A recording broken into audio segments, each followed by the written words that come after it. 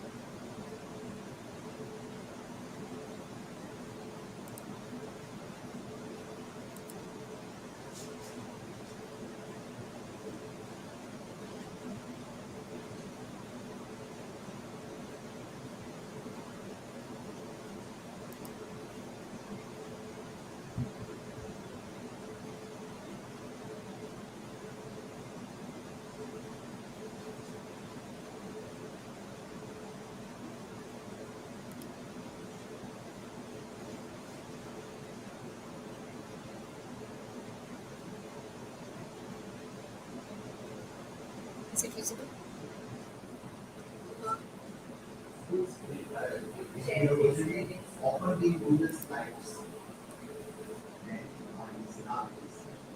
Good morning, everyone. Today I'm going to present New Criticism by J.C.Ransom and Close Textual Studies. New Criticism by Ransom. J.C. Ransom was a critic, essayist, and editor. He was born in 1888 and he was died in 1974. The seminal manifestos of the New Criticism was proclaimed by Ransom, who published a series of essays entitled The New Criticism and Influential Essays. He published this essay in Criticism Inc., published in the World's Body. This essay succinctly expresses a core of new critical principles underlying the practice of most new critics, whose views often different in other respects. As Ransom acknowledged, his essay is motivated by a desire to make literary criticism more scientific or precise and systematic. It must, says Ransom, become a serious businessman. He urges that the emphasis of criticism must move from historical scholarship to aesthetic appreciation and understanding. Ransom characterized both the conservative new humanism and left wing criticism as a focusing on morality rather than aesthetics. While he accepts the value of historical and biographical information, Ransom insists that these are not ends in themselves but instrumental to the real aim of criticism, which is to define and enjoy the aesthetic or characteristic value of literature. In one of his quotes, J.C. Ransom says, we modern became uh, destructive and impatience, and the things he said to exclude from new criticism is personal impressions, synopsis and paraphrases, historical studies, linguistic studies, and moral content. So in this things to exclude from criticism, he says one should always the one who is critic should always criticize a text by the only the text, not the personal fallacies and historical fallacies. Also, linguistic and moral contents. The genesis of new criticism can be found in the early years of 20th century in New York of British philosopher I. Richards and his student William Emerson. Another important figure in the beginning of criticism was American writer and critic Eliot. Later, practitioners and proponents include John Ransom, Kenneth Brooks, Ellen Tate, Robert Penn, Rennie Wallach, and William Wimsatt. In many ways, in new criticism runs in a temporal parallel to American modern period. These are the critics who, right from I. Richards to William Wimsatt, worked on the aspects of new criticism and figurative language, also uh, practical criticism. New criticism gave discipline and depth to literary scholarship through emphasis on the text and close reading thereof. However, the analytic and interpretative moves made in the practice of new criticism tend to be most effective in lyric and complex intellectual poetry. Inability to deal adequately with the other kinds of text proved to be a significant liability in the approach. Furthermore, the exclusion of writer-reader context from scholarly inquiry has made a new criticism vulnerable to serious objects. So, in this paragraph, I have tried to portray criticism as uh, free from uh, free from fallacies, that one should always criticize all the text without personal fallacies and historical fallacies. Analysis and close reading of the poems. So I have took three poems: Alexander Smith's Barbara, Emily Bronte's Cold in the Earth, and Thomas Hardy's After a Journey. So in these poems, I have took one to three lines of stanzas and have tried to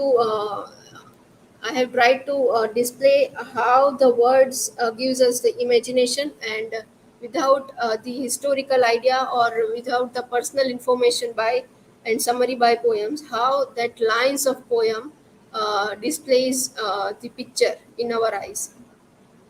And this is the idea, first idea of Solomon and Gray. In this poem, Solomon and Gray, the immense cloud of even pass on their towering, unperturbed way. So this is the photo of skies and clouds, and this is the well-known picture by well-known blue picture by Susan Nunes. And from that I have took three poems. Barbara. So Barbara, written by Alexander Smith, is on when his wife dies and how he pays his grief to her. So I searched in my despair, sunny noon and midnight air. I could not drive away the thought that you were lingering there. Oh, many and many a winter night I sat when you were gone, my worn face buried in my hands beside the fire alone. So I have found the idea of he sitting somewhere alone in I said when you were gone, my worn face buried in my hands beside a fire alone. So these words gives the idea that the poet is uh, weeping alone when her beloved dies, and within the dripping churchyard, the rain plashing on your stone, you were sleeping, Barbara. So in second image, I have give the idea that where Barbara's grave, which in which churchyard Barbara's grave, there is a stone on which rain is splashing, and you are sleeping there. So he's grieving and weeping on the death of Barbara. Another poem, The Cold in the Earth by Emily Bronte. So in this poem, there are stanzas like cold in the earth and 15 wild Decembers from those brown hills have melted into spring. Faithful indeed is the spirit that remembers after such years of change and suffering. In this poem, rather than these photos, I have studied that when her husband dies, it has been past 15 years that he is died, and now it is time to move on from that grief to come over that pain. So this is the first image of uh, the time of cold, and in another picture, faithful indeed a spirit that remembers after such years of change and suffering. So in another picture there is a idea of that snow is melting into spring, and how Emily is coming over through that pain after a journey by Thomas Hardy. So in this picture we have a very we can understand this very easily because there is a lines like summer gave us sweets but autumn brought division. So poets wants us to say that he was with her lover when there was a summer, but autumn brought division for them, demise of his lover. Things were not lastly as firstly well with us twain, you tell, but all's closed now despite time's derision.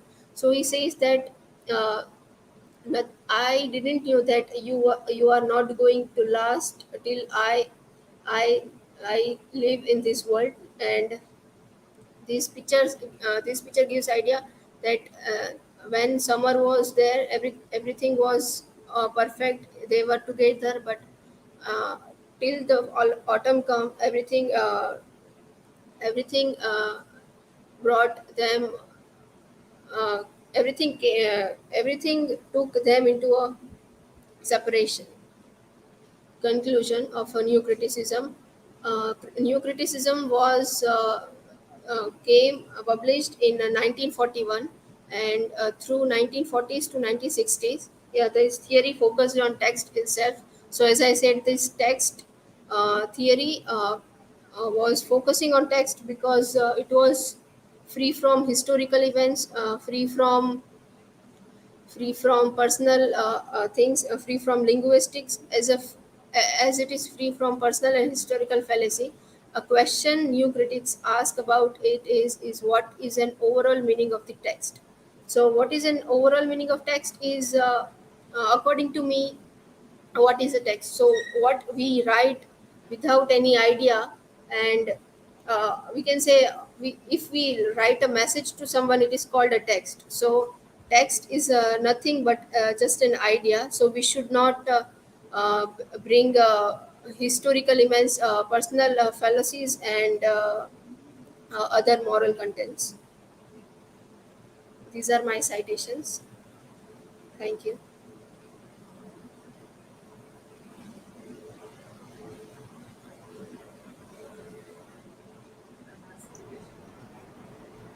Okay, who H. is just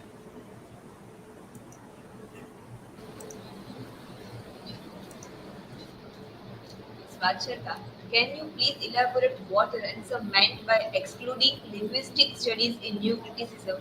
Because when I Google, the linguistic studies meaning a scientific study of language. And in the first slide only you told that Ransom is suggesting for the scientific study.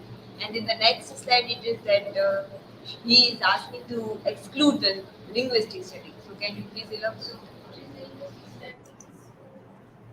Understand the text, uh, extreme no, ideology. unmute yourself.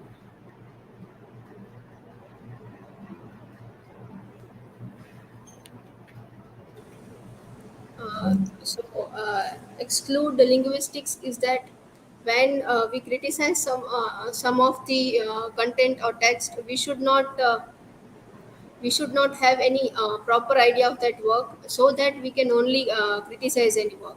So linguistic means close textual studies. We have studied linguistics in our bachelor studies, and it teaches us that how we pronounce, or how we get that idea of that word.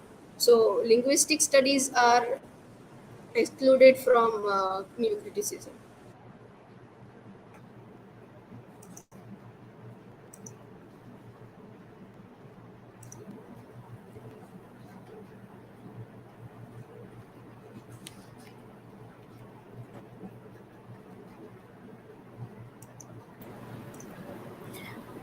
Vachhhalata, my question is, what is the main feature of the new criticism? uh, there is several features and things we can say in the new criticism, that we should not uh, we should not have a historical background connection with that criticism. We should rather than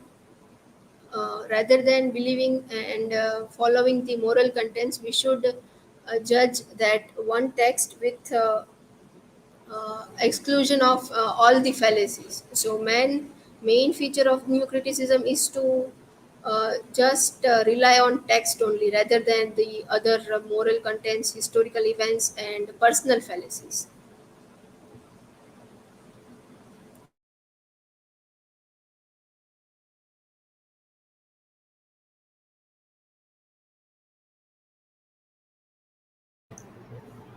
Okay, so the next presenter now.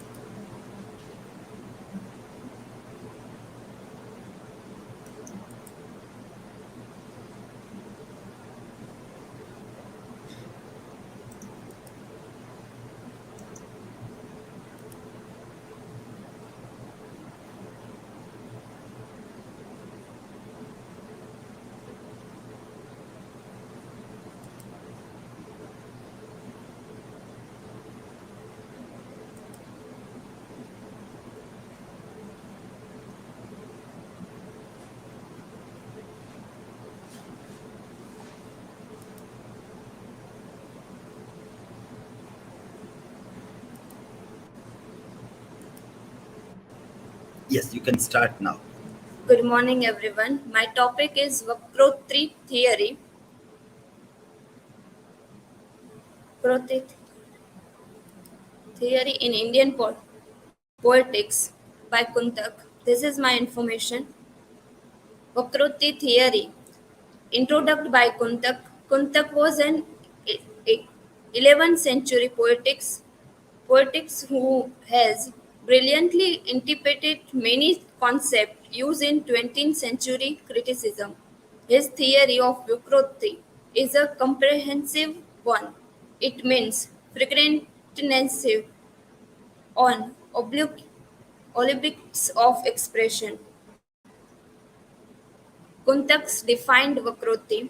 Vakrokti is a theory of poetry which perceives poetry instantly in terms of the language of its expression. Kuntaks divide six types of Vakrokti.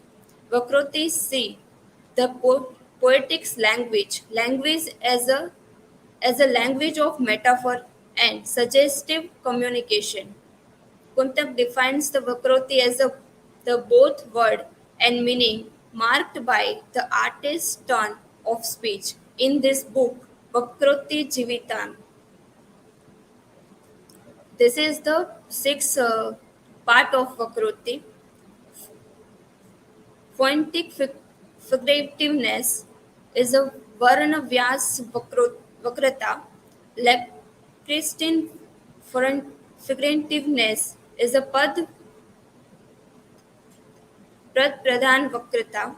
Grammatic figurativeness is a Pratyan Vakrata. Central sentence figurativeness is a Vakya Vakrata. Contextual figurativeness is a Prakran Vakrata. Composition figurativeness is a Prabandh Vakrata. This is the first Vakratas is a phonetic figurativeness, Varna Vyas Vakrata. It encompasses of illustrations, rhyme, and all other subtle effect of sound in poetry. In poetry expressions, screening, screeniness may appear in the particularly arrangements of syllables and it the term as Vakran Vyas, Vakravyas Vakrata. This screeningness is consent in skillful employment of syllables or consents with a view to their sound effects. This the second Vakrata is a linguistic figurativeness is Pad Purvarth Vakrata. It includes stylist choice in vocabulary, metaphors, power of objects, and Will's expressions. The linguistics aspect of the language men contribute to the total effects of the poetry. This include the particular use of synonyms, conventions word, attribute word, content, conveys expression. There are 9 types of the Pad Pravardhan Vakrata or arts in the based form of subdivisions. The grammatic figurativeness is a Pratyat Vakrata is includes its depth use of synonyms, especially those including numbers, persons, and case forms. It also includes determinants of intimate object and intimates and personification of object. This textual figurativeness, Vakya Vakrata. It is the proximate persons that enter all other elements. The effect of a claim or a painter's stroke that the scenes shine and distinctive from the beauty of the material used. Most of the figures of speech are instant of it. There is number of variety in Vakyavakrata as the including the tribal interests of poetry. Kuntak state that the poetry is the poetics material, and the poet bear a close resemblance to the paintings, the paintings materials, and the painter representative. This contextual figurativeness, prakran vakrata, it comparison all this factor will contribute to the sickeningness of the context. The art of divisions, episode or indication in such a way that they give maximum concentrations of the total effect of the poetry is regarded as preparation, prepositions vakrata or beauty of episode, composition figurativeness, prabandh vakrita. This including adaptations of a story from a well-known source with a new twist add to it, with a new emotional significance, deletions of unnecessary episode, the development of even minor incent into events for far-reaching concepts of sickiness. This is my conclusion. Kuntak's classification is based on the different device of language. The variety of Vakrata is a beauty, so analyze this spirit from the whole and soul sources of Pratibha of the poets. This is my reference. Thank you.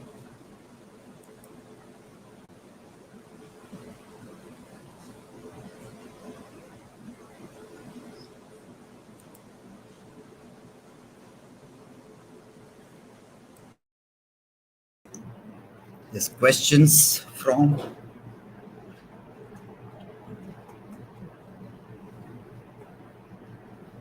Yes, have you posted your question?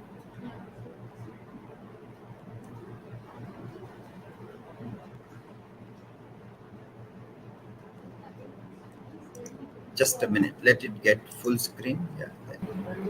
Yes, now you can ask. Sangita, can you please tell me which Indian work carries most of Vakya Vakrokta ideas?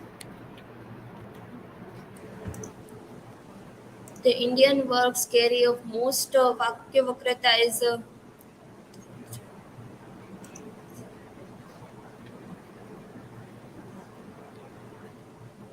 Kuntak Vakroti Jivita.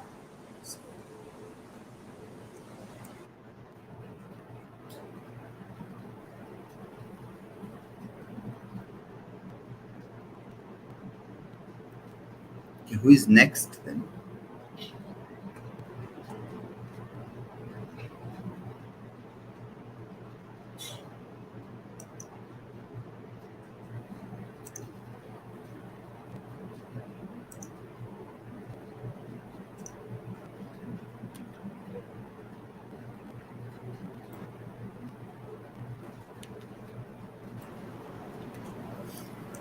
Sangita, my question is, what is the Vakroti in literary criticism?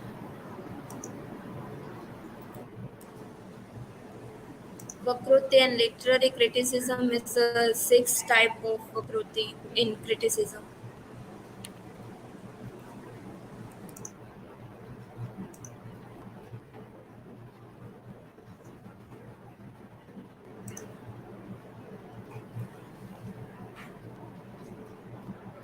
Okay, so we need to like improve the quality of questions. Okay.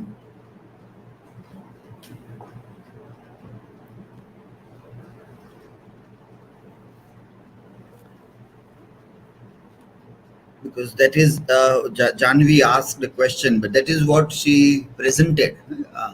that what is Vakrokti in literary criticism. That is what was already presented.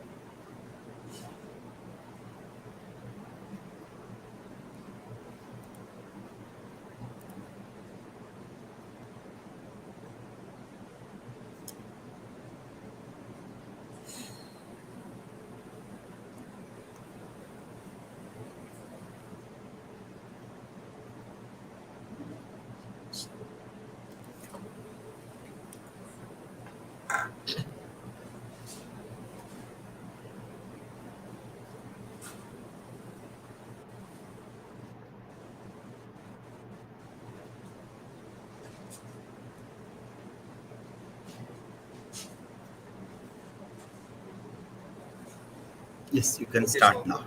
yes. So it is the fourth day of my presentation, and I have chosen the topic two uses of language and four kinds of meaning, which is found in Practical Criticism and Principles of Literary Criticism, written by Ivor Armstrong Richards, a literary critic from early 20th century.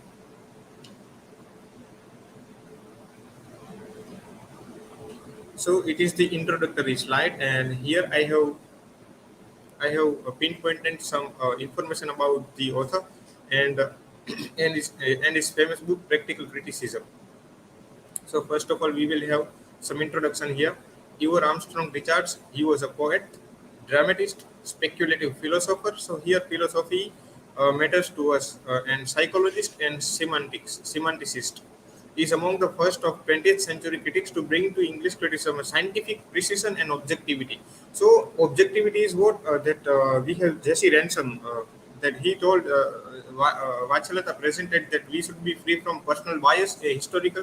So personal bias means the personal fallacy, and historical bias is also the historical fallacy. So we should be free from that, and by that we have to judge any literary text. So we all know this that. I Richards did an experiment to the students, and he removed the name and date of the poems, and then he gave to the students to analyze the thing. So it adds to the analytical skill of the students. So this precision and objectivity. So he is often referred to as the critical consciousness of the modern age. So here he is often referred to as critical consciousness of the modern age. So he was a prominent critic of this modern age. New criticism and the whole modern poetics derive the strength and inspiration from the seminal writings of Richards, such as Principles of Literary Criticism, Practical Criticism, Coleridge on Imagination. So, the foundation of aesthetics, which he wrote this work, the foundation of aesthetics, in cooperation with C.K. Ogden and James Wood. And the meaning of meaning. So it is the very first work with Ogden of this critic. Now, Richard's influence rests primarily on his practical criticism. So here we are going to deal with this text, a topic from this text, and which is based on his experiments conducted in Cambridge, in which he distributed poems. So as I told that he did an experiment on his students that. And here is a critical remark that George Watson praises him that Richards is simply the most influential theorist of the century, as Eliot is the most influential of descriptive critics. Let us move ahead. So it was the introductory slide. Now, basically, two uses of language. So wherever the language is employed by the author or a critic or a poet, so chiefly there are two uses. In two ways they use their language. So in 34th chapter of his Principles of Literary Criticism, Richards propounds the concept of two uses of language. So there are chiefly two uses of language. The very first one is scientific use, which involves the much part of our logical regime, and second one is emotive use, which employs the emotional part of our consciousness.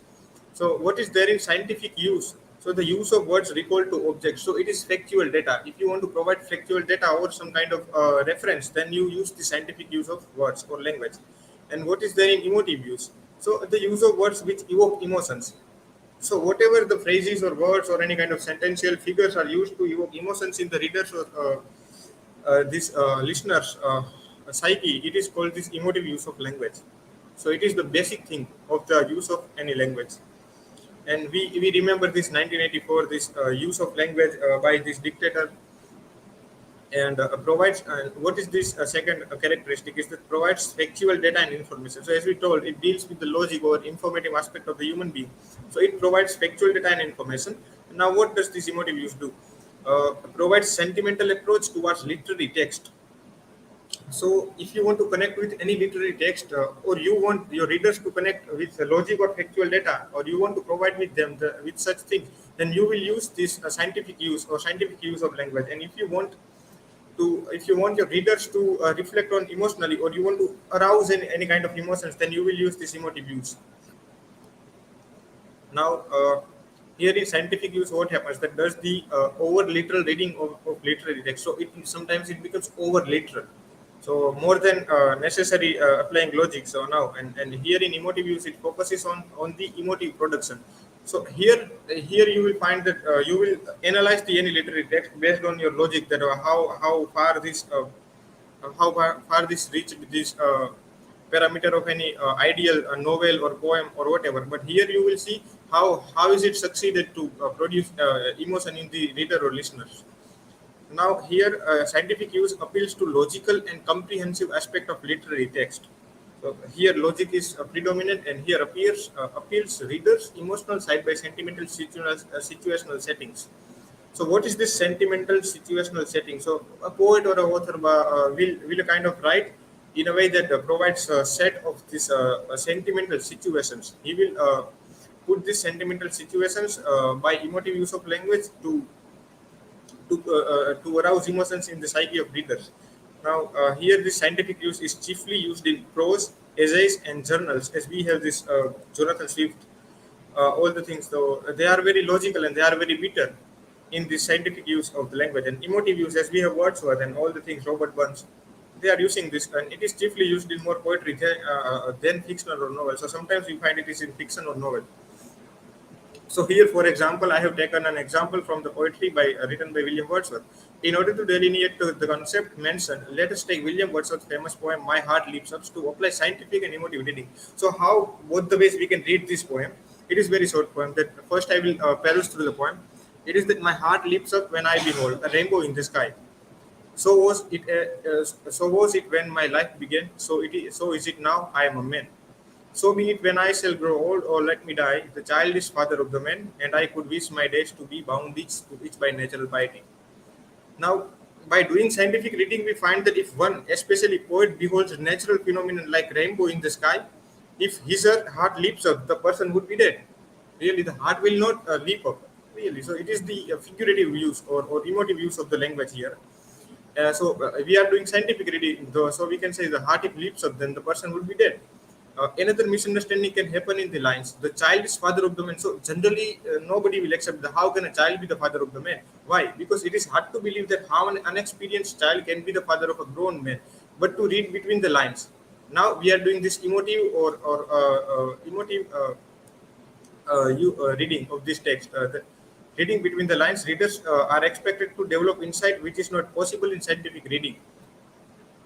And if we look through the lens of emotive use of the language in the poem, we find that it expresses elated and lofty feelings of beholding such a majestic natural phenomenon. That is to say that beholding rainbow in the sky, a sensitive reader may possibly recall his or her childhood and the joys of being a fresh life on the planet, surrounded by the beauty of nature. So it is the emotion that is aroused by these lines. If we do an emotive language study, it is there. And here are these four kinds of meaning. Now, these two uses of language, it was from the practical criticism, and it is from this. It was from the this text. Where is that? Principles of literary criticism, and now these four uses or four kinds of meanings are found in his another text, Practical Criticism, written in 1923. So Richards provides the literary world with his views on meaning and its types. According to him, there are four kinds of meaning found in poetry, especially. So basically, he talks about poetry. So So how there are only four meanings. Whatever somebody is speaking in front of you, only by four parameters you can analyze that. The one is sense. So what is sense basically? What speaker or author speaks. So what he speaks by the words, by the usage of language of the words. So it is the sense, and feeling. So writer's emotional attitude towards the subject. So any spoken thing is not bereft of this. Emotion. So whatever I am speaking, there is a kind of emotional urge in me. Only then and then I can speak very well. And tone, what is tone? Tone refers to attitude of speaker toward his listener. So tone means I want to pursue something, I want to persuade something you. This is the tone. So I will use this tone. That we find tone very problematic these days, but it is fine. And intention. Intention is the writer's aim, which may be conscious or unconscious. So intention. So here intention refers to the goal that suppose the poet writes on the whole. So it does not mean that he writes like I will take an example from that. He does not write to increase the war, but he wants to seize the war. So it is the conscious, or so we can say sometimes that in September 1, 1939, it is unconscious goal to establish this queer relationship in the society. That is why this poem. Who was that? Yes, he writes. Diaghilev and Nijinsky is a reference. So it is the unconscious aim or intention of the poet, right? So these are the four parameters by which one can judge the language spoken by the speaker. Now, what happens in sense that the speaker speaks to arouse the reader's thought and to provide you with the certain kind of thoughts. So this sense uh, is there, and feeling, it is an expression. And then, so feeling is there, but you how will you articulate the feelings? Through the words or through some kind of writings, right? Especially in poetry, I'm not talking about the other designs of that. And tone, so there is a kind of relation between speaker and listener. So your tone will change accordingly to whom you are speaking or to whom you are listening to, and it refers to the effect one tries to produce. See this intention. Suppose I'm speaking to somebody and I want this person to think in certain way, then I will speak in certain tone, and it will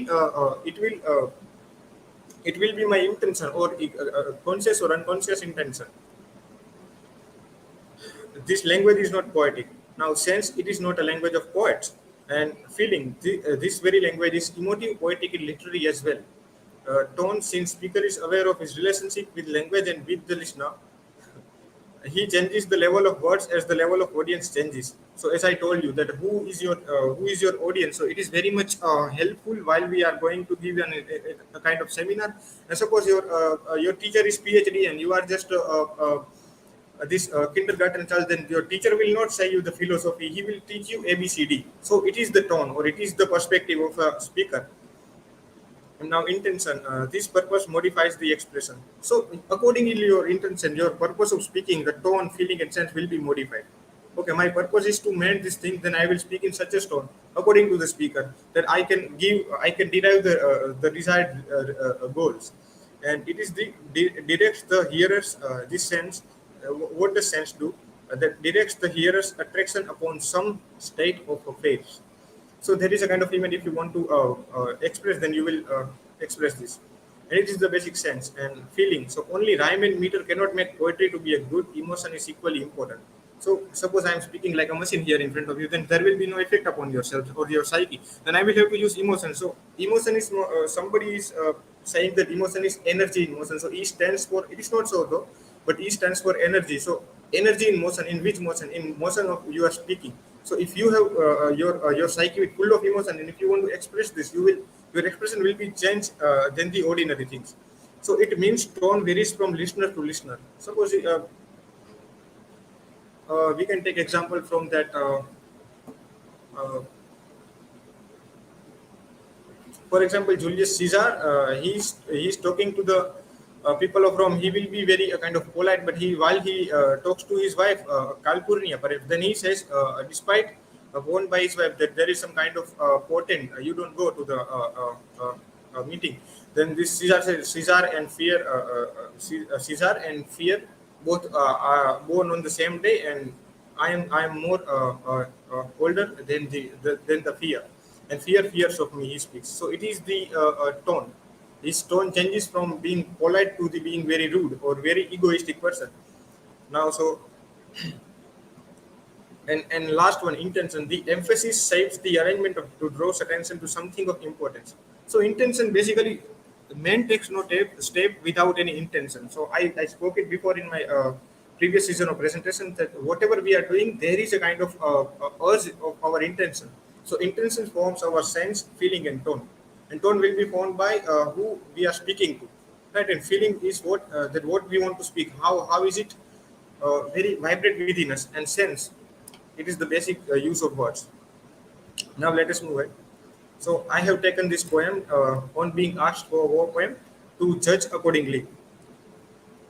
To understand the four types of meaning in better way, we can refer to W.B. Yeats's famous ironical poem on being asked for a war poem, written on February 6, 1915. So here let us see that it was written in 1915. So we know that it was the aftermath of First World War. Rather during the First World War. So 1914 to 1918, the very First World War was in the way. So during the First World War, he wrote this in response to a request by Henry James and another Burton is also there, that Yeats compose a political poem about World War One. So his friend requested him. Now the understanding of all this aspect is part of the whole business of apprehending the meaning of poetry. Now, so it is the poem. It is the very short poem, as like we had in this Wordsworth one. Now, sense. If we apply sense to this, now sense is that which is communicated by the plain literal meaning. So it is literal meaning. So there is no need to go very deep. It is the very first layer or very the superficial layer of the poetry. We can say plain literal meaning of the words. When the writer makes an utterance, he directs his hearer's attention upon some state of affairs, some items of further thought and consideration. So, in the very first line, so the sense of the poem is given in the beginning lines of the poem that the poem is about some perilous time. Perilous time means the time of war, wherein the speaker seems to be ironically advising fellow poets to remain silent. So, ironically, he advises. Ironically means that he advises that you should speak instead of staying calm. So, he is ironically advising the fellow poets to remain silent, but ironically telling that all those who have hidden themselves should come out from the burrow and try to stop war. So he is criticizing this intellectual and poet. So it is that I think it better that in times like this, a poet's mouth be silent for in truth. So it is verbal irony employed here. That verbal irony I told you earlier that suppose I want to tell you that don't do this, then I will tell in a such a way that okay, do this. This is very good, huh? This is very good. So it is the verbal irony that whatever is told, it is not understood in this way by this listener. Now, how feeling? And feeling refers to the feelings of the writer. So, feeling means the feelings not only of the speaker or a listener, it is of the both. About these items, about the state of affairs, he is referring to.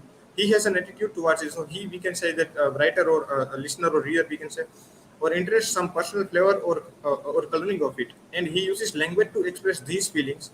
So, as I told you, that the expression of feelings are the language or the words. In poetry, senses and feeling have a mutual dependence. The sound of a word has much to do with the feeling it evokes. So sound is very much important while talking about this rhyme and meters. So we have no gifts to set a statement right. So what feeling do we get from here? It is that the feelings of the speaker is expressed more than that of readers. Right. The speaker seems to be in some kind of anguish. So anguish is a state where you cannot do anything despite knowing the truth, and you have to suffer from that.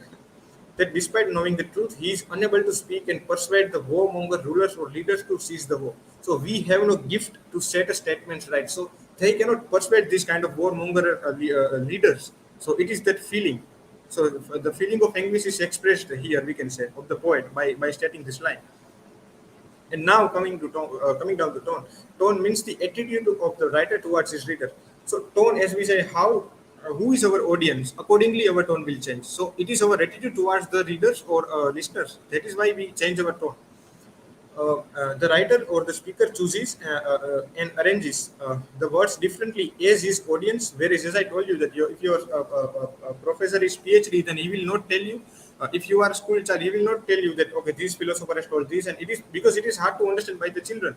But he will tell you ABC as according to your mental capacity. Words differently as his audience varies depending on his relation to them. Besides this, the speaker's intention or aim, conscious or unconscious, it can be both, should also be taken into account. So now, Now let us see the tone. He has had enough of meddling who can please. So he, first of all, let me clarify that he can be read as a poet or as a politician. So in context of poet, let me just give you a glimpse that he, if we read it as a poet, used for a poet pronoun, that a poet has had enough of meddling who can please a young girl in the indolence of her. So he will write a romantic poetry and or an old man upon a winter's night. So he will give a kind of hope for the old men who are dying or for the ones who are just who have got some kind of despair in their life. But now, if we read he as the politicians, now he has had enough of meddling who can please a young girl in the indolence of her. So it means that the young people who are emotionally susceptible ones, this kind of dictators will speak in such a language, emotive language, as we seen, that this will please them. This will give them pleasure, and by that they will lull into them in the, a kind of political propaganda or an old man upon a winter's night. So they will kind of throwing some kind of tin shells. Okay, this kind of policies we have brought for you, and these things are there for you. So we are doing these things for you. So it is kind of tin shells, not the things that are expected from them. So now let us coming down to the tone. What kind of tone is expressed through these lines? As far as choice of words and phrases is concerned, the reader can say that the tone of the poem put by the speaker is ironical as well as satirical. So it is satirical as well. So it is not only that ironical is saying, okay, you should have to write. You are supposed to write. Where are you now?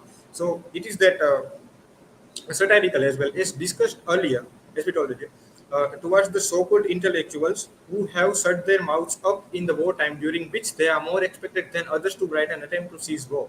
So it is the satire on poets, those who have stopped speaking in this times ago. So it is the tone, the whole tone of the poem. So it is the tone directed towards the poets who have shut their mouth up in such horrendous times.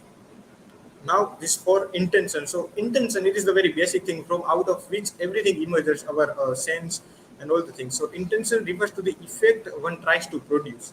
So my intention is that basically here, if the poet's intention is that to seize the ball, to seize the word. So it is the basic intention and it is the effect which modifies one's expression. It controls the emphasis and shapes the arrangement. It may govern the stress laid upon points in an argument. It controls the plot in the larger sense of the word. So it controls the whole plot. Or we can say the whole plot is based upon this intention of any reader, author, or writer. So here, the throughout reading of the poem. So I have taken the whole poem here. So we can say that the throughout reading of the poem gives the glimpse of the speaker's intention, which is that the speaker wants the readers and listeners to raise their voice against such an inhuman happenings like war, and implicatively, though strongly urges poets who have shut their mouth under flare of timidity to write something that can bring harmony. So it is why timidity of these poets that in such times the poet writes something and it is considered against this dictator's speech. Right, as we saw in the 1984, nobody was even allowed to write a diary, keep a diary, and their mouth under flare of timidity to write something that can bring harmony, peace, and happiness in times like this. So, or in times like war, as the poem was written in the near aftermath of the First World War in 1915. So, it was all about the things. It was all about the language. So, we saw the two uses of language. One is scientific, which appeals to logic, and another one is emotive, which tends to produce emotion in the reader or the psyche of the listener. And we have seen these four kind of meanings. One is sense. So we saw in the sense. So what is the sense? It is basically. So let me take it from here. So intention. So whatever you are speaking, there is an intention behind this. So by intention, what will happen? You will speak a word, so it will have a particular sense, right? And after this sense, what will happen? The feeling. So what kind of feelings you have within yourself? Only then and then you will speak. First intention, and with such feelings. So intention is aroused by the feelings, and feelings are aroused by the surrounding happenings, right? So how we grasp the surrounding, it happens. It depends upon the individual psyche. So it is there, and by the feeling you will speak with the gust. So feeling is an energy, as I told you earlier. So whatever you are speaking. So now tone. So and now everything is there, intention, feeling, and now see you will speak. It will generate a kind of a sense, and tone will be according to the audience you are speaking to. It is the thing. Now I have summing up. I'm summing up rather to sum up in the words of George Watson. Again, he is saying that Richards is simply the most influential theorist of the century, as Eliot is the most influential of descriptive critics. Richards claimed to have pioneered Anglo-American new criticism of the 30s and 40s in unassailable. So he remains as a kind of cornerstone or a linchpin in the era of criticism. And here are my resources. Thank you.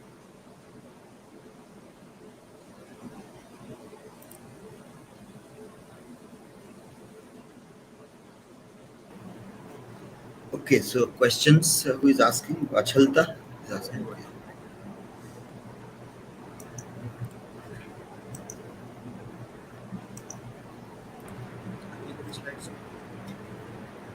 Nirav, my question is, what is definition of poetry according to Richards? So for the time being, I'm not aware of that. What is the definition of poetry given by Richard? So I'm not. I don't know. Yes, I don't know what I'm the.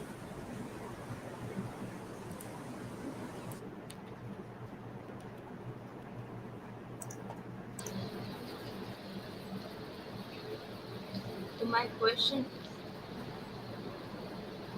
question is, what do you prefer, scientific or emotional approach for reading any text?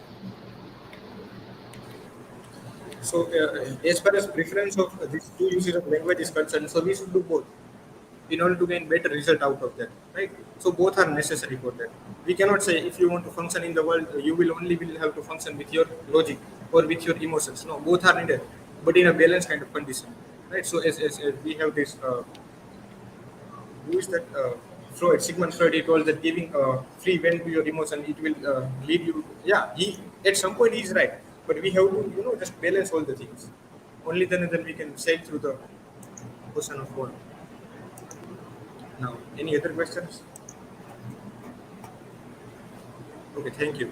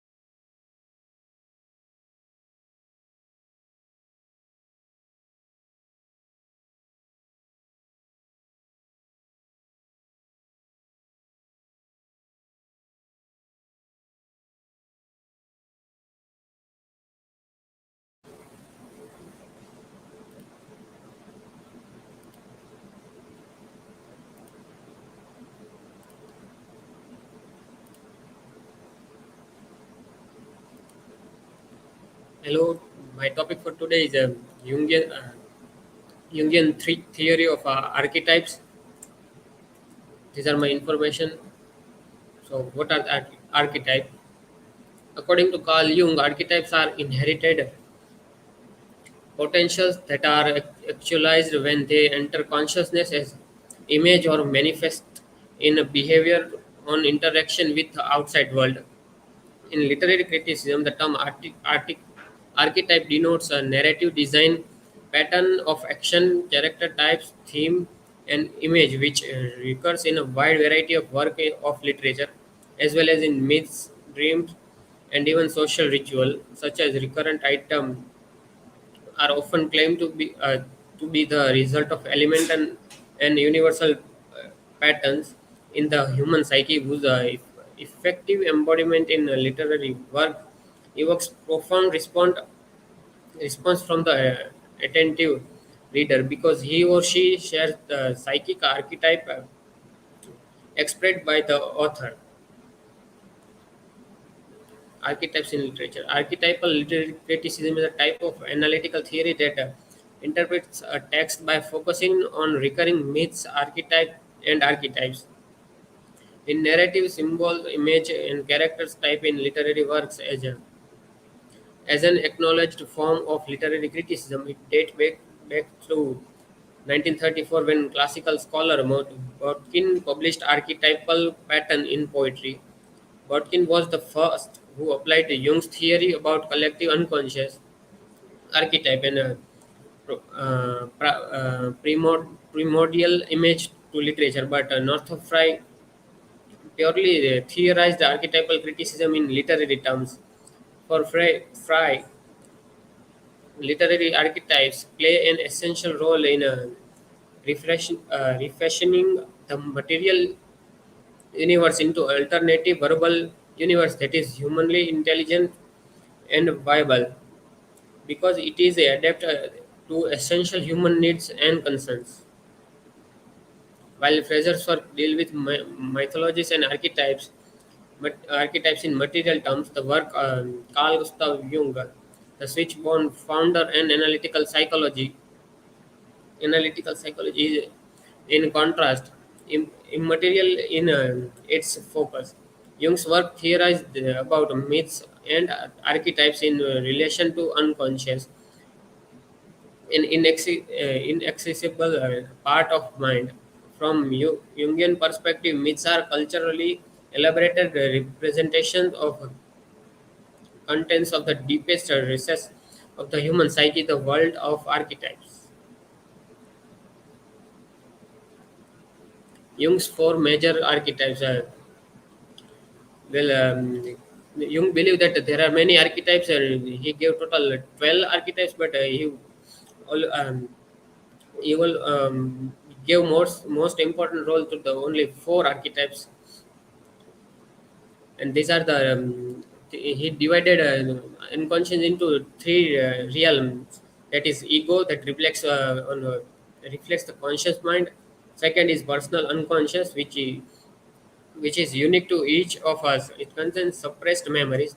And third, collective unconscious, that reflects the shared memory with whole of humanity. According to Jung, ego represents the conscious mind, while the personal unconscious contain memory, including those that have been suppressed. Jung believed that the collective unconscious was where these archetypes exist. He suggested that these models are innate, universal, and hereditary. He suggested that these models are archetypes are unlearned and function top organize how we experience certain things. Jung, in his structure of the psyche, explained that all the most powerful idea in history go back to archetypes. Jung defines 12 primary types that symbolize basic human motivation. Each type has its own set of value, meanings, and personality traits. Also, 12 types are divided into three sets of four, namely ego, soul, and self. Jung claimed to identify many archetypes, but paid attention to only four: self, persona, shadow, and animus. The other archetypes are father, mother, child, wise old man, hero, maiden, trickster. Also, sometimes referred as a ruler, lover, caretaker, mage, uh, and sage, king, and rebel, and jester. This is the first persona. Persona is how we present ourselves to the world. The word persona is derived from Latin word that literally means mask, but not that mask that we put. The persona represents all the different social masks that we wear among various group and situation in act to shield ego from negative images. According to Jung, persona may appear in dream and take different forms. The persona archetype allow people to adapt to the world around them and fit in with the society in which they live. However, becoming too closely identified with these archetypes can lead people to get mixed with that, and there will be no return. The shadow. The shadow is an archetype that consists of sex and life instinct. The shadow exists as a part of the unconscious mind and is composed and repressed idea, weaknesses, desire, instincts, and shortcomings. Jung suggests that the shadow can appear in dreams or vision and may take a variety of forms. It might appear as a snake, monster, demon, dragon, or some other dark, wild, or exotic figure. This archetype is described as a darker side of psyche, representing wildness, chaos, and unknown. These latent dispositions are present in all of us. Jung believed that although people are sometimes deny this element of their own psyche instead of project it on to their on to others. So the first picture is of Macbeth. He, as we know that he killed Banco, but he was a warrior. So like we think that his will be strong, but that became his shortcoming, and the shed, the apparition or the ghost are starting to appear in front of him as only he can see. Not others are not able to see that, and that is the only shadow that apparition that only Macbeth can see. And another picture is from Hamlet, which is as we know that his father was killed by Hamlet's uncle, and now his father is coming in front of Hamlet and asking him to take revenge. But this is uh, only an imagination or illusion of Hamlet. Anima or animus. Anima is feminine image of male psyche, and animus is the male image of female psyche. The anima or animus represents the true self rather than the image we present to others, and serve as primary source of communication with the collective unconscious. He suggests that psychological changes are as well as social influence contributed to the development of sex and gender identity. Uh, in one of the lectures of Jordan Peterson, he was simplifying the terms or the theory of these archetypes that Carl Jung gave. He said that anima is something that found in females. So, if we confront any female, that person's particular goal would not be to win but to argument, and that argument would be for sake of argument. So, if you confront a anima possessed person, that then that person's will be happy to get you on the argument rather than to prove their point or to win. And the animus, which is a male who is possessed by animus, is something like a second rate or a futile emotion that Jung said that someone with someone is possessed by the futile emotion, that we can call it animus. The self in Jungian psychology is a dynamic concept which has undergone numerous modifications since it was first conceptualized as one of Jungian's archetypes. You can think, as Peterson is saying, that you can think of about a self as the total of what you are now and plus the total of all those things that you could still be. So it would be as your reality plus as your potential. The self is an archetype that represents the undefined unconsciousness and consciousness of an individual. Jung often represent the self as a circle, square, or mandal.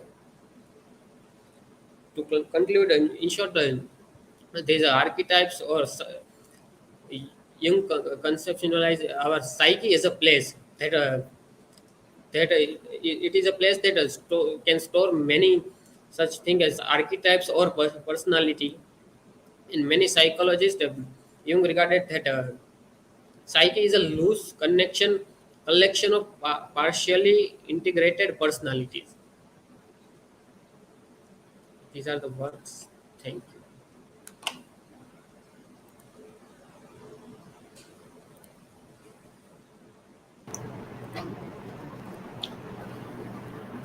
Okay, so first, who is asking?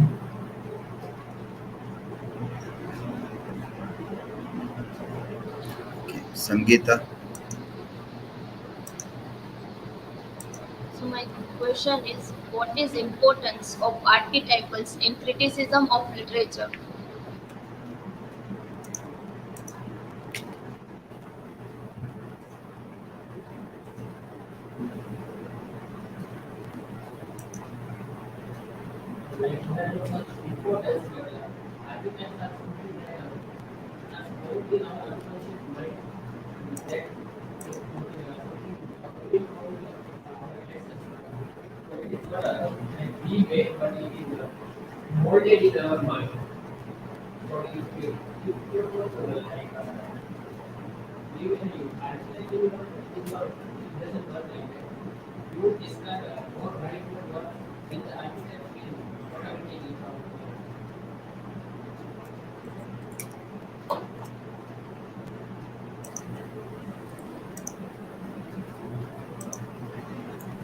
So, Nilay, I have asked the two questions. They both are in correlation with each other.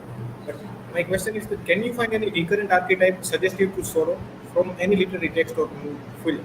Rather, so, do you find any archetype that is recurrently used to depict the sorrow in the movie or the literary text? And if yes, then another question is that why that particular archetype is used to express the despair of characters and situations. So why, what is there, what characteristic it holds that archetype holds to be used to depict this kind of sorrows? If yes, then why? Why this only? Why not any other? Yes, I am asking that. Do you find any archetype, recurrent used archetype to depict the sorrow in any literary text or any film? Yes, for instance, let's take the example of Lady Macbeth. So, as we know that first she was going to kill king, but she couldn't do it, and then Macbeth did it, and he came with blood on his hand. So as some time passed, Lady Macbeth was having nightmare and sleepwalking, and she is constantly trying to wash his hand, and she is thinking that her hands are covered with blood. So that is showing is her sorrow that she is the reason that the king, someone like his father figure to her. He was like that. So I think that would be it.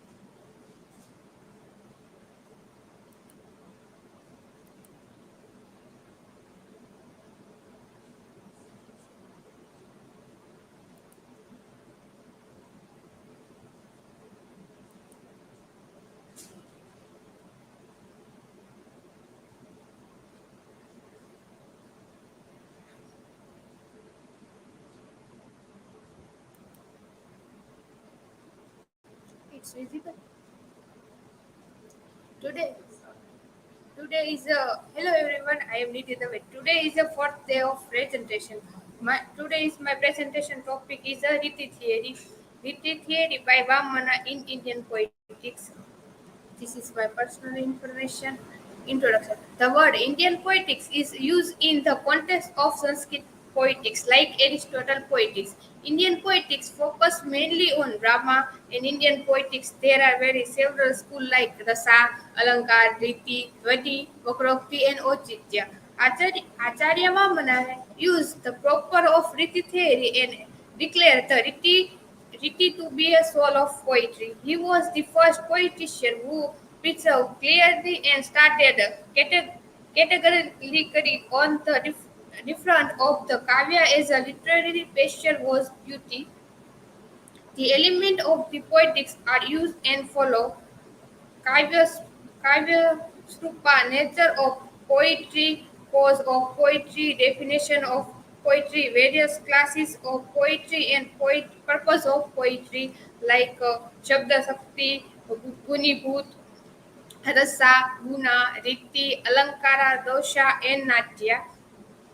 Kavya and Indian poetics in Riti. The Indian poetics, the term Atma stands for the most elusive factor, which in the highly essential exterior factor illumine in the international beauty of Kavya. In the Kavya Shastra, generally two types of texts are recognized, the Lakshya Grantha and Lakshana Grantha. Lakshya Grantha is the creative work of art and Kavya in the form, the poem or drama, generally following the restriction of the Lakshana Grantha.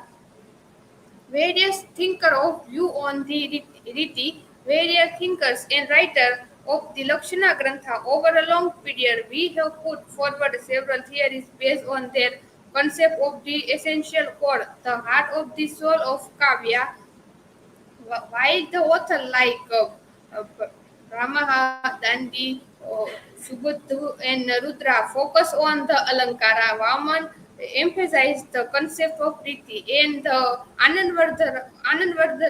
Vardhana who changed the entire course of dictionary by introducing the concept of Dhvani. It was perhaps Vamana, the author of Kavya Alankara Shastra Vritihi, who initiated the speculation about the Atma of the soul of poetry.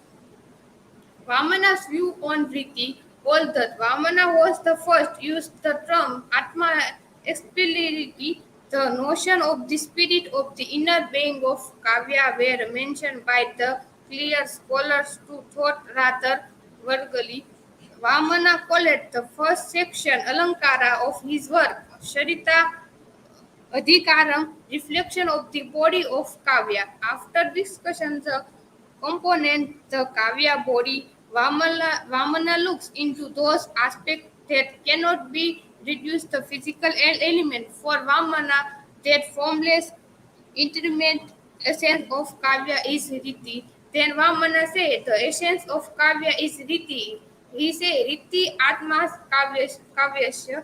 Just everybody has Atma, so does every Kavya is its Riti. The explanation often by Vamana means that the verbal structure having a certain gunas is the body and Kavya while it essence of soul of Riti Rinati Guchati Ashyam Guna iti Riyate Parasya Ashyam Vimaneshu Dhareti Va Ritihi. The language of and the structure of lead use the inner core of poetry and the when that language becomes style of Riti, it's absorbed into itself of the other constitutes element of poetry is allowed them as also poetry vision of shine and thought it. Dundee had earlier highlighted two styles of Riti that Marga and Godi and Weatherby. Godi is having a special characteristic to that. Vamana added the third Riti is Panchali and then much later Rudra and his Kavya Alankara added Lathia is the fourth Riti when Raja was and his Sringar Prakasha added Avantika as the fifth Riti. According to Vamana, only the Vedarbi, which is the approve all the 20 gunas, which are the north of the lake. According to Vamana, the Godicha is marked by Ojas and Kanti, but the lake Madhurya and Sukumarya played a long winding component in the bombastic words. In the Panchali, he said the wide Madhurya and Sukumarya is the devoid is the Oasis and Kranti. He remarked the difference between whether be and other modes.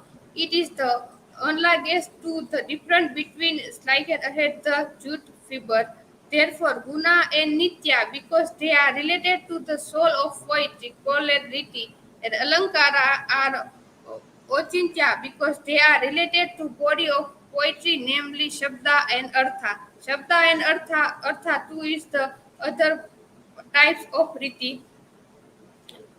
Dundee and Kuntaka view on Riti. As said earlier, Dundee had named a certain literary style of Marga. Vamana not only modified the concept of style but also remained Marga as Riti style of or diction. Whether P and Godi is the Panchali are the three Riti that poets choose as their mode of expression. Riti, according to him, particular mode or organization of verbal structure that is the different from cannot use. Kuntaka also objected the old practice classifying that whether be Godi and Panchali type of Riti are human, Yuma, Madhurya, and Atma. Thus, Riti not just the regional mode of arranging word or diction or tie, and according to Dundee is the use.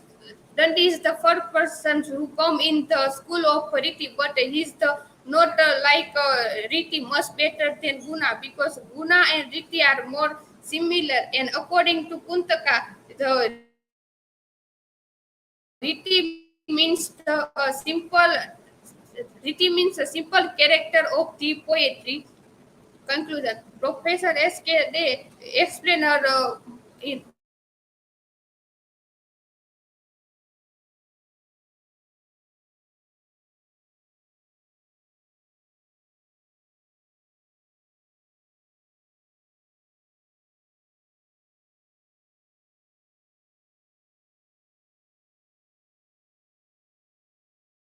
and criticism, but is the merely the outward presentation of the beauty called forth a harmonious combination, the more or less fixed literary excellence its gunas.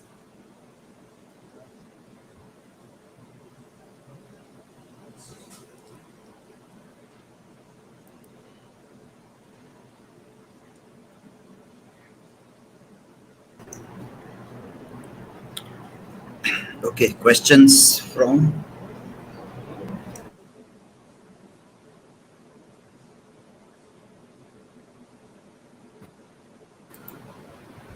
So, Nidhi, my question to you is that do you think that if one follows particular riti or style of writing to compose poetry, one unknowingly degrades the innate genius of writing poetry? So, if you follow a certain kind of style of writing poetry or a riti established by your predecessors, then unknowingly you are curtailing or degrading the standard of writing your innate genuine poetry. That something may new come out from that. Do you think that? Thank you.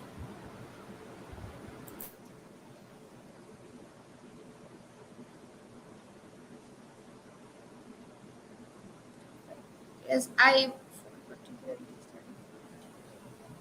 yes, Riti, because the Anarvadana says that Riti is a soul of poetry. So means that particular style writing or compose poetry. So this poetry compose in the main idea or idea or thing that poetry wrote in a perfect style. So that why yes.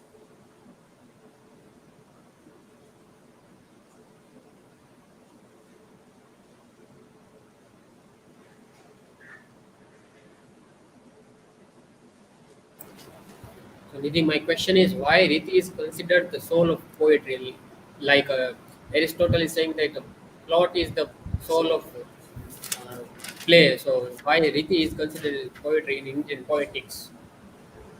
In the Indian poetry, is the considered soul of poetry. About the Anandvardhana say that the poetry is the poetry is the poetry is the uh, right in the hearts, and every writer can say that. That's why the definition of Anand Vardhana that the poetry is the soul of art.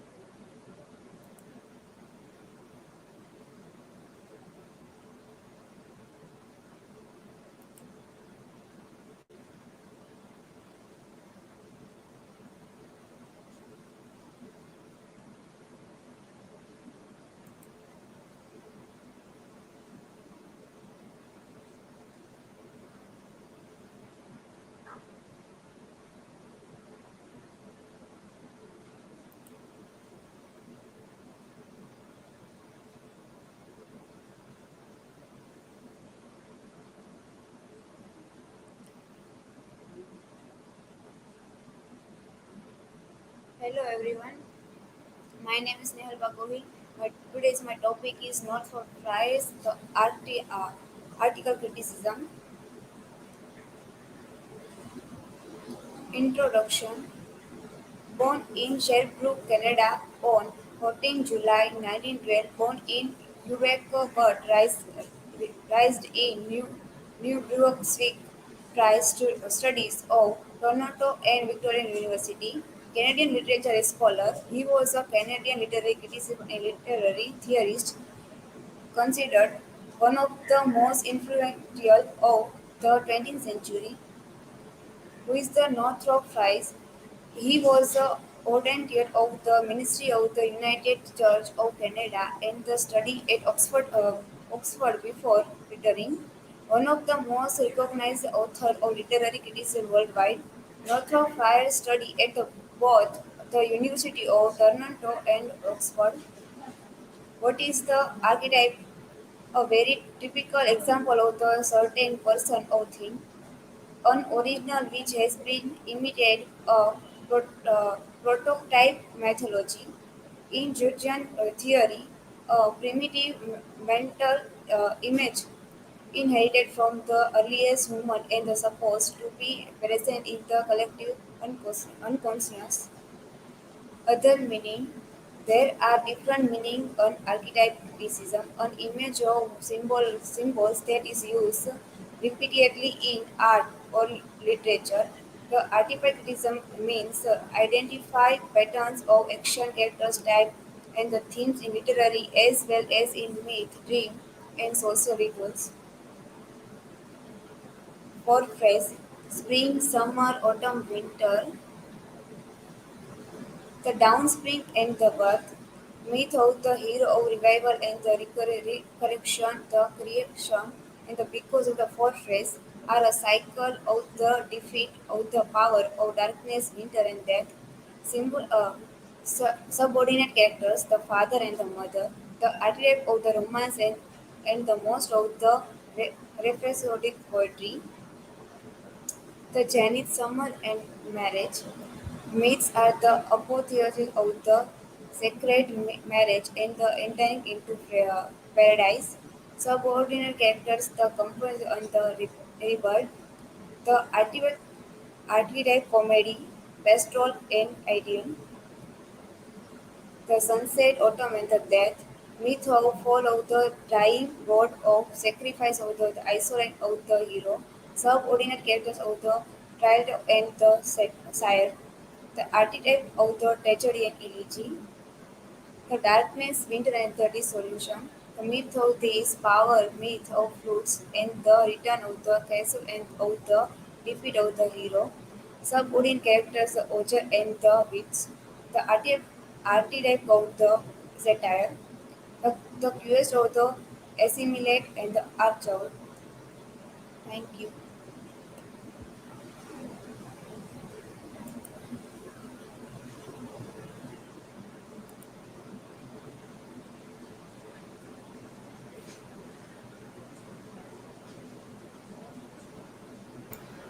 So my question is, do you think that archetypes could differ as the culture or region would change?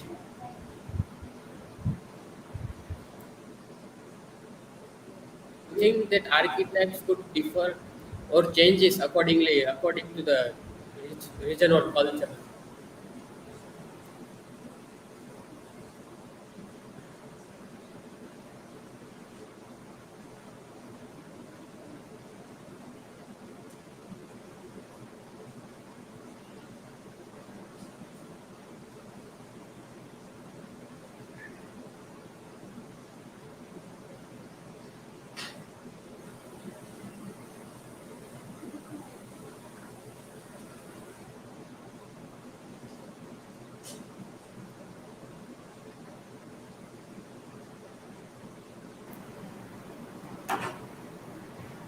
So my question is, what are the four mythos according to Northrop, right? Your question has come here in the comment. Right.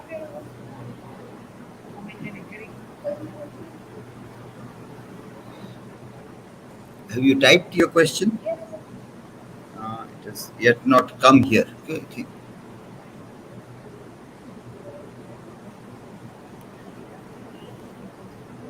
You have to, yes, Nehal, you have to make an attempt to give an answer. You can't just stand silently there, not giving any answer. You have to at least make an attempt to give an answer.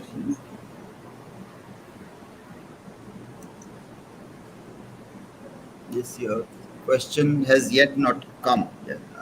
Nidhi is asking another question.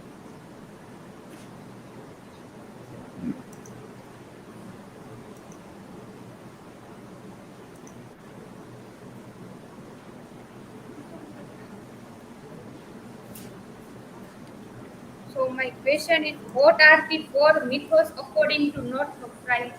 Spring, summer, autumn.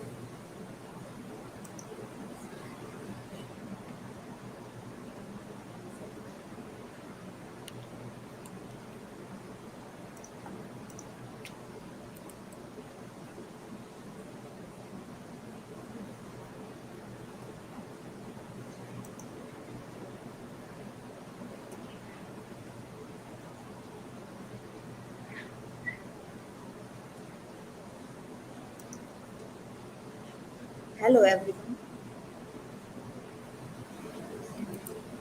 So, yes, Nehal. So, if you are in school, then they will tell you that how to answer a question. Yeah? So, you have to start from the question, that the four mythos according to Northrop Frye are this. Not directly only summer, this, and then.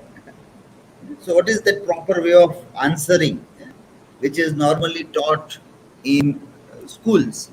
That this is how you give an answer. And so, learn those skills.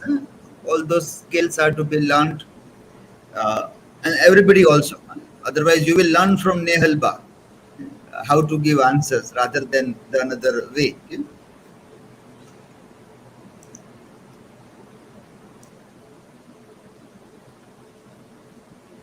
Hello everyone. Fourth day.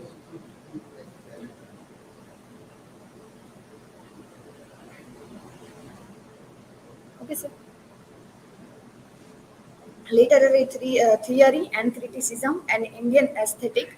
Auchitya rasasiddhyasya sthiram kavyasya jivitam. You think that why I am speaking this? So let's get started. Auchitya, a poem is a collection of words used to describe idea or emotion in a vivid imaginative style. The Auchitya can be described as an alphabet used to do that. Meaning of Auchitya, according to Kshamendra, Auchitya uh, is the kavyasya jivanam. Auchitya, because of Auchitya, we can feel a ras or emotion, and then the kavya are alive or give us, we can say that the pleasure or emotion which we connect with any literary work which we like it. Auchitya is a Hindi word taken from a Sanskrit. It means justification, property, or decency. Properties can be defined in the context as the details or rules of behavior conventionally considered to be correct, or that which is the correct, appropriate, and fitting. The word Auchitya also contains the Hindi word uchit, which in the English mean appropriate. The father of Auchitya theory, Kshemendra, he is introduced the Auchitya in his book Auchitya Vichar Charcha. Kshemendra was born in a present-day Kashmir. He is one of the best Sanskrit poets of the 11th century. Kshemendra was the pupil of a famous philosopher and poet Abhinav Gupta, as well as the student of Abhinav Gupta. Famous upbringing meant by the Kshamendra, Ramayana Manjari, Bharat Manjari, and Brihad Katha Manjari. Famous poetics works on Auchitya, Auchitya Vichar Charcha, Kavi Kanth Bharana, and Riti Tilika. Auchitya is the soul of the poem by Kshemendra. This is the only theory that accepted by all poets without any argument. Thus, it is also called a theory of coordination because it regulates all the constitutions of the Natyashastra. To use the elements of the poem such that they deliver essence in their appropriate place is called Auchitya. For example, to use rasa, Alamkara, Riti, etc. In an appropriate place is Auchitya. The poem should explain or incorporate a rasa whenever needed, else it loses its beauty. Auchitya is that we can see that if Auchitya are not in the poetry, then we not feel that ras, Alankar, and other things. According to the Sanskrit or Indian aesthetic, every poet should be believe in Auchitya or appropriate word which poet use in his poetry. Also that similar with poetic structure or appropriate word used by the poet in English literature also. The 27 type of Auchitya by Kshemendra. Subtle meaning of interpretation of the readers can be manipulated easily with the use of the different Auchitya, thereby delivering a more than one message story thought to the reader. Auchitya is a tool of the writer which aids them with their poem according to their will, according to their idea they want to deliver effectively, offensively. Feature of the Auchitya, it is the only element that include guna, dosha, alankara, dhvani, ras, and vakrata. Include both type of the poem. Example, bhava and rupa. It is the independent of the reader's interest. It is the important for the poem as value in our life, that how the poet creates their poetry and which word he use, which catch by readers. They sometimes some thoughts readers can not describe or not. We can see that we in our own thought we never speak about others, what they think about us, what they criticize us, and That's why we can't able to speak our own feeling. But poet creates the poetry or use their words, which we like that this is my feelings he wrote. This is similar of my life. And this is the Auchitya of that poetry or a literary work. According to the rules of property, one of the aims property is Auchitya. Aims of the poetry is to improve the life of a common man, to show what to do and what not to do, and to help a man achieve the goals of life not by a common persuasion or restoring an undesirable action, but by a change in the very attitude of mind. Thus, literature become a means of a moral culture, giving a proper guidance to the individual and the society for theirs are universally accepted facts. In a prologue to Peter Bell, Wordsworth says, "This is the some line of the prologue, Peter Bell's, and this is the interpretation with Auchitya." In the these prologues, Wordsworth use of that word in a describe to a mountains, valleys, and others, and this is that see in that Auchitya how that words he used to give the message to his readers. In a writing of a poetry, property may be linked to the performance of an orchestra, not the not of all the singers and instrument give out the deliberately unfilled musical rasa. In a poetry, later words, sentence, themes, combination of character, and arrangement of figure of speech, harmonies to create unfilled a piece with all the rasas intact. Therefore, the study of property is based on assumption that if rasa was the life of poetry, property became the life of rasa. We can feel that any literary poetry or song which we like it more, any song which we like it, there are lyrics we like, there are music we like, we feel that ras. But Auchitya is the life of the ras. We see that song or poetry. Ras was a life, but Ras life is Auchitya. The concept of Auchitya was the Sanskrit Alamkarika's way of explaining this balance and harmony of the compounds of a poetry among themselves and their relation to its ultimate goal. Conclusion. Emotions are an integral part of humans. Many times words are not sufficient to describe everything. This is where Auchitya comes into the picture, enabling the writers authors to silently nudge the readers towards the direction they want to us to steer in.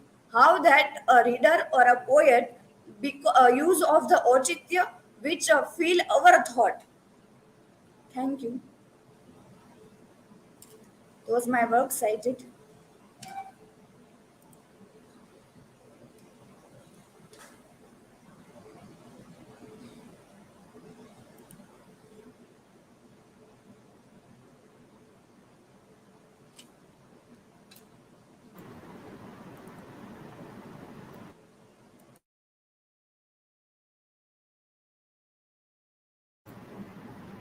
So, Mayuri, my question is, do you find any example of Auchitya in any poems?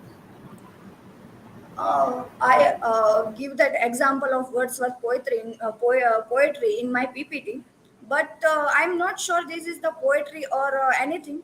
But for your understanding, I am give that any poet seen that mountain in a lines of mountain, or he can see that beautiful lady is sleeping. This is the Auchitya word. We see that this is the mountain, not any lady, but use of that word is that Auchitya. We feel that.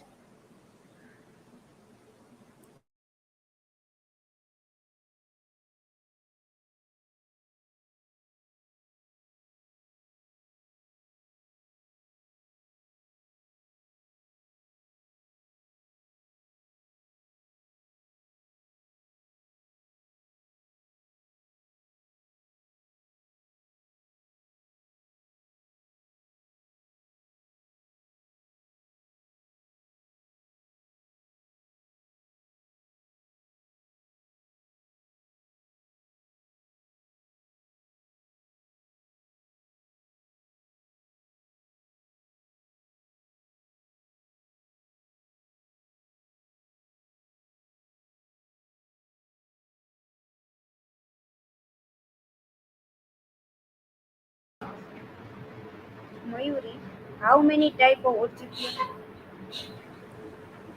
27 type of Auchitya and 7 is a major type of Auchitya.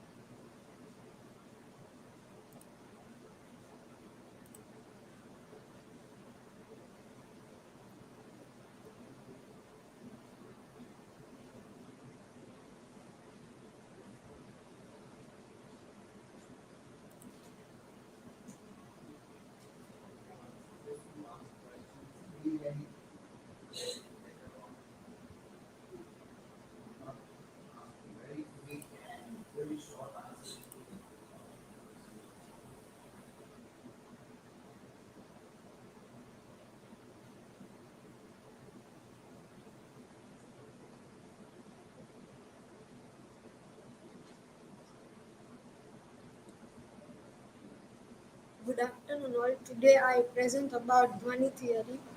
The theory of Dhvani or suggestion was the first introduced by Anand in his treatise Dhvanyalok in the ninth century. Anandvardhan is the first literary critic to give a full body from to the concept and enunciate a new principle of literary evolution, absorbing the concepts propounded by the earlier theoretician. The doctrine has since then been accepted as an important principle of criticism in Indian poetics and has been strongly recommended by Anandvardhan both for poets and critics. Uh, Dhvanyaloka, the Dhvanyalok is divided into four chapters called Udyot. In the beginning of the first Udyot, uh, Anandvardhan summarized the purpose of writing his book Kavyastama Dhvanir iti buddhair ya uh, smananta purva. It means the soul of poetry has already been recognized. The theory of Dhvani is the essence of poetry. Dhvani School of Poetry. It is regarded as a meaning of school, which gives a suggestion that suggests a sense is not approached by more knowledge of grammar and dictionary. It is only apprehended by the knower of the poetic meaning, who knows how to recognize the essence of poetic meanings. The word dhvani used for the conventional symbol and the articulate sound. Uh, Conversion meaning the power of word to convey the suggestive meaning. The suggestive meaning poetics work containing the suggestive elements. The Dhvani theory is in all its minute detail have 5,355 subdivision of suggestive poetry. Dhvani is what one overhears in good poetry. The meaning that echo after a statement has been made. It is basically a scientific theory. Uh, a composition where a suggested sense predominates is called dhvani. The word dhvani is used for both the suggestive word and the suggestive meaning. The poetic language can never be possible without dhvani. In Dhvanyalo, Dhvani becomes an all-embracing principle that explains the structure and function of the major elements of theory, the aesthetic effect, figural mod and device, and the stylic values and excellence and defects. Anandvardhan in Dhvanyalok takes up three main types of implicit sense: Vastu Dhvani, Alankara Dhvani, and Rasa Dhvani. In Vastu Dhvani, some rare facts or idea is implicit. In Alankara Dhvani, some Alankar or figure of speech is suggested. In Ras Dhvani, Ras is evoked. Uh, Both Vastu and Alankar can be expressed by direct meaning or Vacharyatha by suggestion or on Vanyagartha. But the third variety of implicit sense of Rasdhvani can never be expressed in the direct meaning of the word. Anandvardhan has borrowed the terms dhvani from the field of grammar. Anandvardhan discussed all the factors connected to dhvani doctrine such as Alamkar, Guna, and Riti. Grammatical definitions. uh, Dhvanati iti dhvaniha, that which suggests both word and meaning is dhvani. Second is dhvanate iti dhvani, that which is suggested is dhvani. And third one is dhvanam dhaniya, uh, process of suggestion in is dhvani. Dhvani samudaya dhvani, entire literature is dhvani. That kind of poetry where is the meaning renders itself secondary, or the word renders its meaning secondary and suggests the implicit meaning. It is dissonant by the learned, as dhvani is suggested poetry. This slide is about construction of dhvani. The communication of proper meaning through words require a proper arguments of sounds. Language basically can be written or spoken, which has word as their foundation. Sanskrit critic has described three types of word: Abhida, Lakshana, and Vyanjana. Abhida is a power of word, power of word, literal expression, literal meaning of the word. Lakshana is a uh, character expression. Vyanjana is what poetic and metaphysical meaning of the word. In this way, the third word Vyanjana reaches the soul and gives the suggested meaning of the word. It is called Dhvani. Basically, Dhvani is created by Pad, which combines two from Vakya, and from Vakya and Rasbhavana is generated. According to Anandvardhan, a word is not only endowed with the two powers of denotation and implication, but also that of suggestion. Supremacy of Dhvani. Many authors, such as Barad, Mammat, and Bhama, Dandi, consider various aspects such as Ras, Alamkar, Riti, Gun, Dosh as the important part of the poem, but Anandvardhan is one step ahead.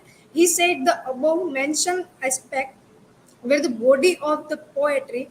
In short, they were part of the poetry, wherever Dhvani is the soul of poetry. Just like the human body is not alive with soul, poetry is also lame without Dhvani. Conclusion. Dhvani theory is a theory of meaning and symbolism, which leads to the poetry of suggestion being accepted as highest kind of poetry. Dhvani is therefore Anandvardhan's greatest contribution to the poetic worlds. Through Dhvani or Vyanjana, the poet creates a world of his expression embellished with various poetic devices. Hence, Dhvani is a true sense is beyond the suggestible meaning and suggestible elements. Anandvardhan's Dhvani theory is highly supported by the Abhinav Gupta. This is my resources.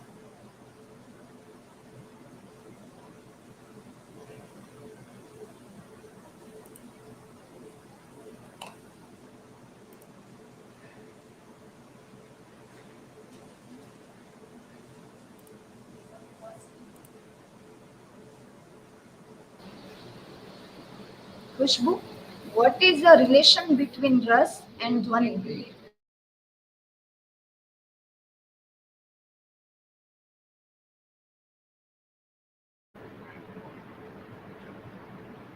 Khushboo, who, who formulated the Dhvani theory?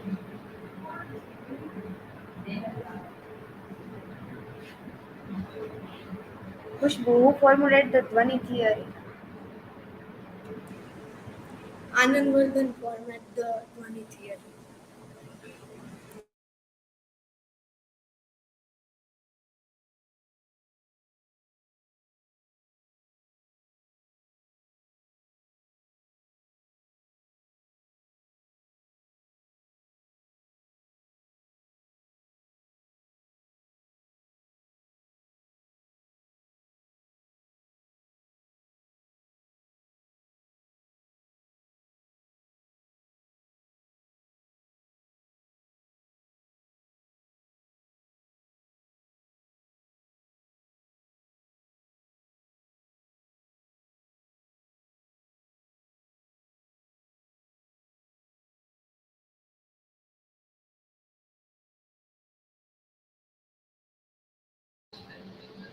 Khushboo, what is the relation between Rasa and Dhvani?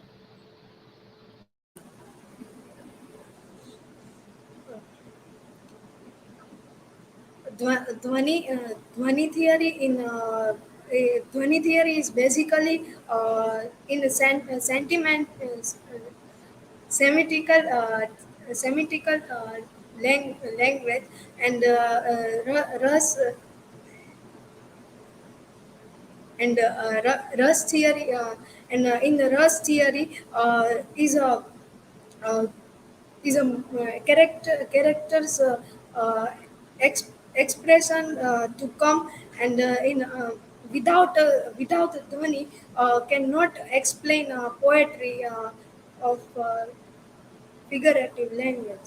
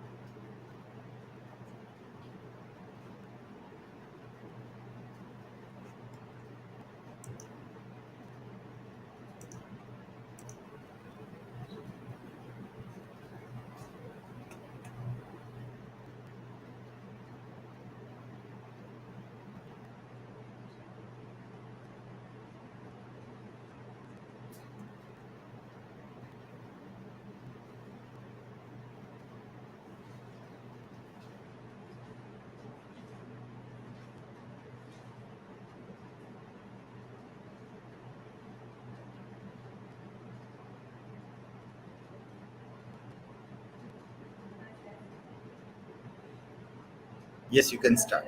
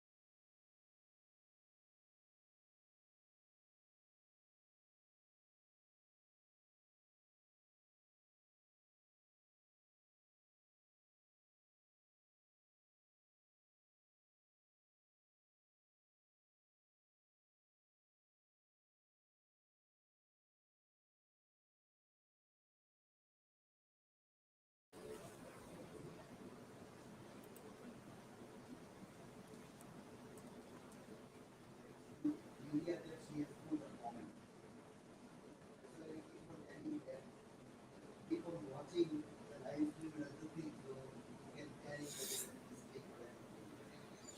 I'm beginning from first. So today's my presentation on the paper number 109, Literary Theory and Criticism and Indian Aesthetics, deals with the Natyashastra and the Indian cinema. This is my information, and we will start with the definition given by Bharat Muni about the ras in Natyashastra. Vibhav Anubhav Vyabhichari Sanyogat Ras Nishpatti. It is also translated by Schnetter. Ras is a cumulative result of Vibhav, Anubhav, and Vyabhichari Bhav. For example, just when various condiments and sauces and herbs and other materials are mixed, a taste is experienced. So, is it with the different bhavs? The sthayi bhav becomes a ras. Introduction. According to Indian aesthetics, ras is an essence of performative arts. Natya Shastra is a skeleton of Indian cinema. Euro-American cinema is based on Konstantin Stanislavski's acting method, which says being a character, to be a character, while the Indian cinema says talks about conveying the emotion, which is experienced by a writer, which should be conveyed by an actor or a character. Natya Shastra and cinema. Bharat Muni, the Indian performance theorist and philosopher, proposed text of performing arts as well as Ras theory, and he is known as the father of performative arts. According to Natya Shastra, there one has 8 psychological states, and Bharat believes that a relevant representation of these 8 psychological states makes the spectator or audience realize about their psychological state, and the realization is known as sentiment, which is known as ras. This ras is only an experience, imaginative experience done by a spectator or by an audience. It doesn't harm him or her any other way, but it brings a spiritual freedom and pure joy which purifies the soul. This is the same thing introduced by Aristotle with the definition of catharsis in tragedy. Shant Ras was introduced by Abhinav Gupta as the ninth ras. It is about bringing a peace after all the ras is absorbed or felt by audience. Shancher has said the perfect performance, should one occur, would not transmit or express Shantras but allow Shantras to be experienced simultaneously and absolutely by the performers and partakers. Bharat has also given us the process of acting, which are in the 4 steps. First step is experience of the poet. Second step, recreation of this experience in their work. Third step is acting that experience by a character. And the last stage is that experience felt by an actor, felt by audience when the actor is portraying. According to Stanislavski, then actor should aim at becoming a living, breathing embodiment of a character than just trying to convey emotions. As we discussed, that Indian cinema or Natya Shastra is talking about conveying an emotion of a writer or a poet through the actor or a character, while the Euro-American theory is talking about being a character and not expressing anything. Audience or a viewer will read what they want to see. While in Indian cinema, it is conveyed that here you should have empathy. A character is crying and we feel empathy and sympathy. That is created by a character or an actor. 4 kinds of acting are also given by Bharat, that is Angik Abhinay, Vachik Abhinay, Aharya Abhinay, Satvik Abhinay, and Chitra Abhinay. Angik Abhinay is acting through body parts or hands, face. Vachik is through dialogue. Aharya is by looks, makeup, dressing. Satvik Abhinay is representing internal mood and temperament of character through facial expression, the emotions shown of a character through eyes, anger, through the dull eyes, we know about their sadness. That is Satvik Abhinay. And Chitra Abhinay. Chitra Abhinay was later introduced and which talks about the sunrise, sunset, the chitra shown in the drama or cinema through acting. Here we will compare some movies like Slumdog Millionaire, Rang De Basanti and Kuli, which will reveal the difference between both this theory.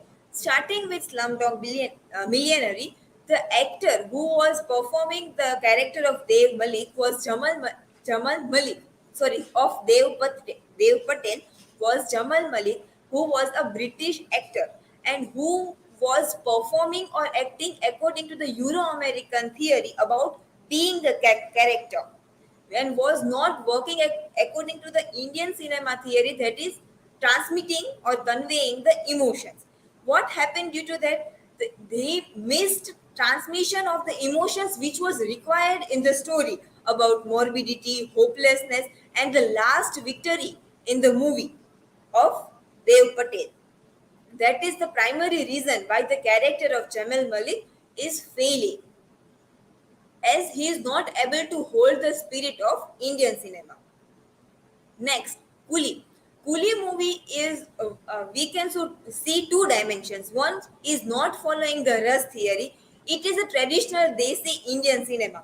In the movie, the character has a dull eye, he is lost, slack-jawed, pale, and he is tortured by the police and is also left out by his beloved. Still, he is not showing any emotions at a very large place. That if we see many movies, if a beloved is lost, there will be a sad song, he will must be crying, and such scenes are not majorly seen in the Coolie, which seems that the movie is not following the Ras theory.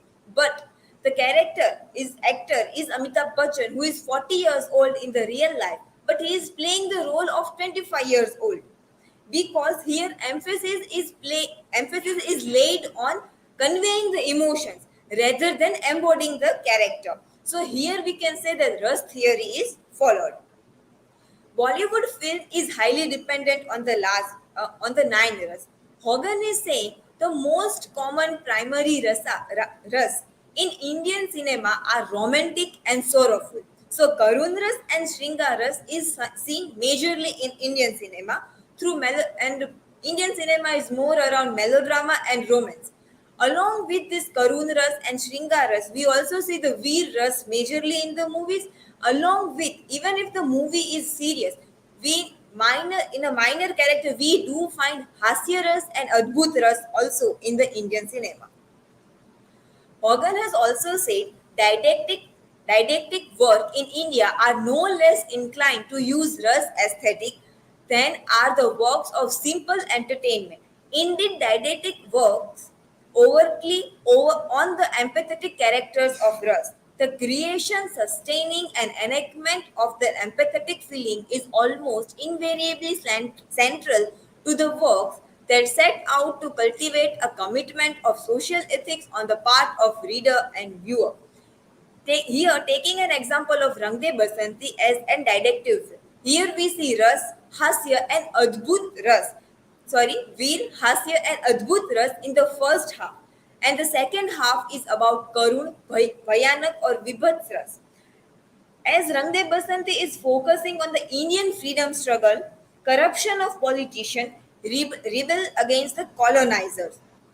The aim of the movie was to have a social impact.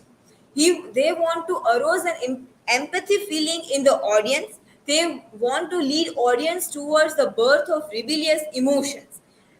And today, in a contemporary time, such all the effects are seen in the movie Kashmir Files, where we see that after watching this movie, the rebellious feeling is aroused in the audience. Even if it is a didactic work, it has Bhayanak, Vibhats, and Karun Ras, same as Rang De Basanti. And how here we can compare that how the Indian cinema is attracting the audience and feelings, and they are feeling some feelings or trying to grow some feelings in the audience. Bollywood Bollywood uses music and dance for pleasure and for the pleasure. And this is also the influence taken from the Natyashastra. Natyashastra has given four instruments for the music, that is Tata, in which stringed instruments like Veena is used, Sushira, in which wind-blown instruments like flute is used. Then avanganda, that is percussion instrument. The instruments like tabla, in which we have to strike or needs to be banged. Then ghana, that is cymbals, that is that kartal we generally use. What is the use of music? The music foretells to audience that what is going to happen. If we are watching a movie, one actor is going happily out, and if the music is haunted music or some suspicious music is there in a background score, audience realizes that something bad is going to happen, but the actor doesn't know. This is the role of background score and music in Indian cinema. In Indian cinema, number of dance performances are performed. Even in the some are the movies which are more on gambling and all, but there is some item song placed in the or performed in the movie for shringa, for attracting the audience towards the movie. It is said, it is said by Bharat is writing, it is said dance is occasioned by no specific need. It has come into it has come into use simply because it creates beauty. As dance is loved naturally by almost all people, it is eulogized by being auspicious. It is the source of amusement. So on many occasions, Shiva too was pleased to say perform dance in connection with the singing songs. We also find ras in the Bollywood songs, and I have chosen some songs which are depicting this ras. Like a Shringa ras is depicted in a Piya Tose song, Hasya in Chumme में Chyavan प्राश, then Bibhats दुश्मन ना करे दोस्त ने वो काम किया है, वीर रस in Dangal, Karun Ras in Naina song from Dangal, Adbhut in Rupaiya song, which is an album song from the show Satyamev Jayate, which was hosted by Amir Khan. Then Gaudra, that is Shiv Tandav Stotra. Then Bayanak from Wo Mere Dhol Na Sun, or that is a haunting song. Then Shant Ras Khulke Jeene Ka Tarika. When I was searching for these songs, I realized that it is my personal interpretation or personal realization that it depends on the individual that which type of ras an individual is finding in a work, in a literary work, in a movie or in a song. If someone likes, for example, if someone is very fond of South Indian movies, he might be liking fighting. So they might find Veer Ras in South Indian movies. But some must not like that exaggeration in the fighting which are shown in the South Indian movies. And they must find that movies like having Vibhatsaras. So when I was reading for this presentation, I realized that it might depend on individual's choice that which ras they find in any work, movies or song. In the conclusion, I would like to say that Shancher has also said that ras is a flavor. Taste the sensation one gets when food is perceived, bought within reach, touched, taken into mouth, chewed, mixed, and swallowed. This says that in Indian cinema, movie presents all the ras, and Shant ras is given to audience as a final dessert. This is how the Indian cinema works. These are my works cited. Thank you.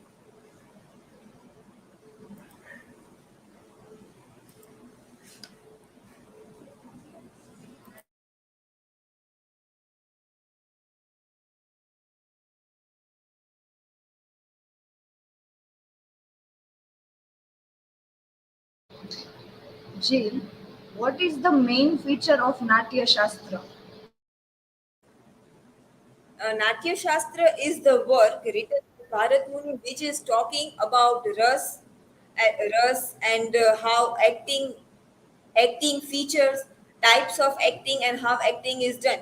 In a way, we can see that Natya Shastra is giving all basic information or a good information about how cinema should work And so we find that Indian cinema is so much connected to Natya Shastra.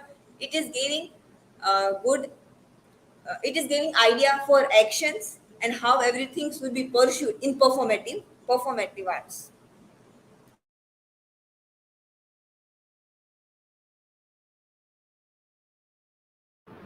Jheel, why was Natyashastra important? Natya Shastra is the work written by Bharat Muni, which is talking about the performative arts. And performative arts is generally used for entertainment, and entertainment is necessary in the life. And Natya Shastra is very well supporting entertainment and trying to bring more changes and innovations.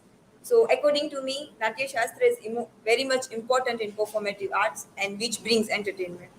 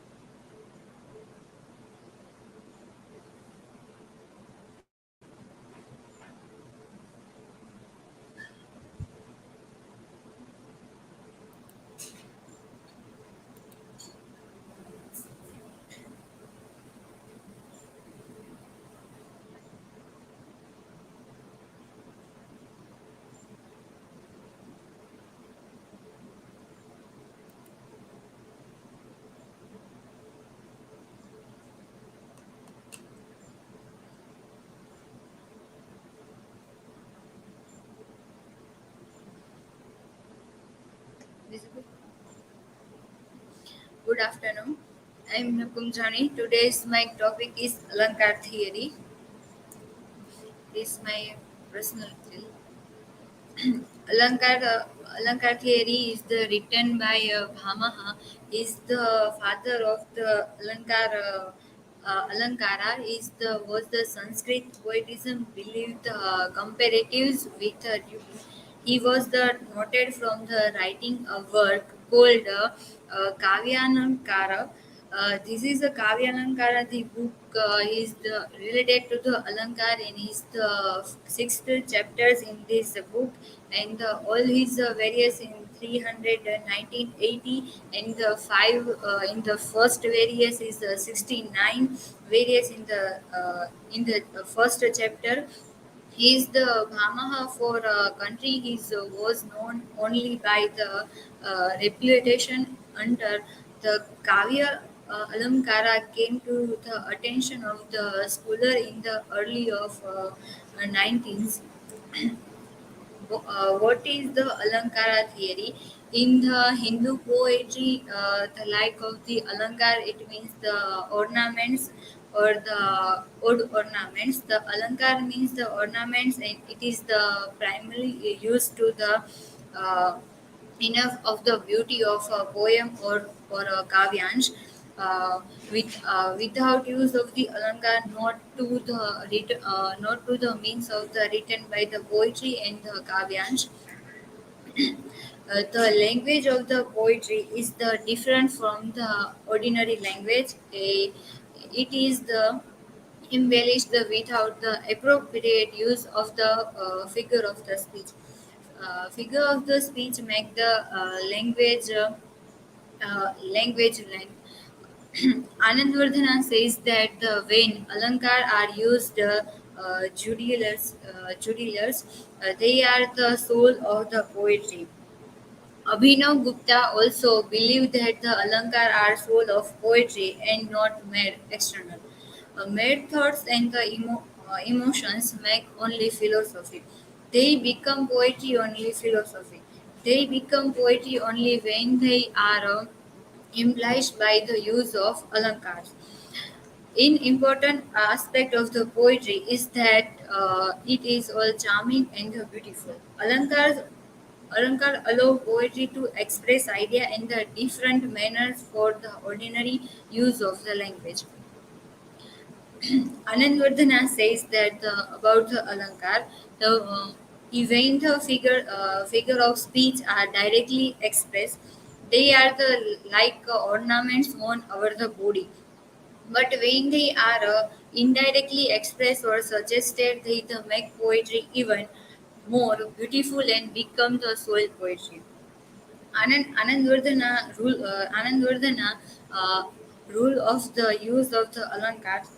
The first is the alankar should be surrounded to the rasa. The realization of the ras is the more important, and the alankar should be to help of the achieving this.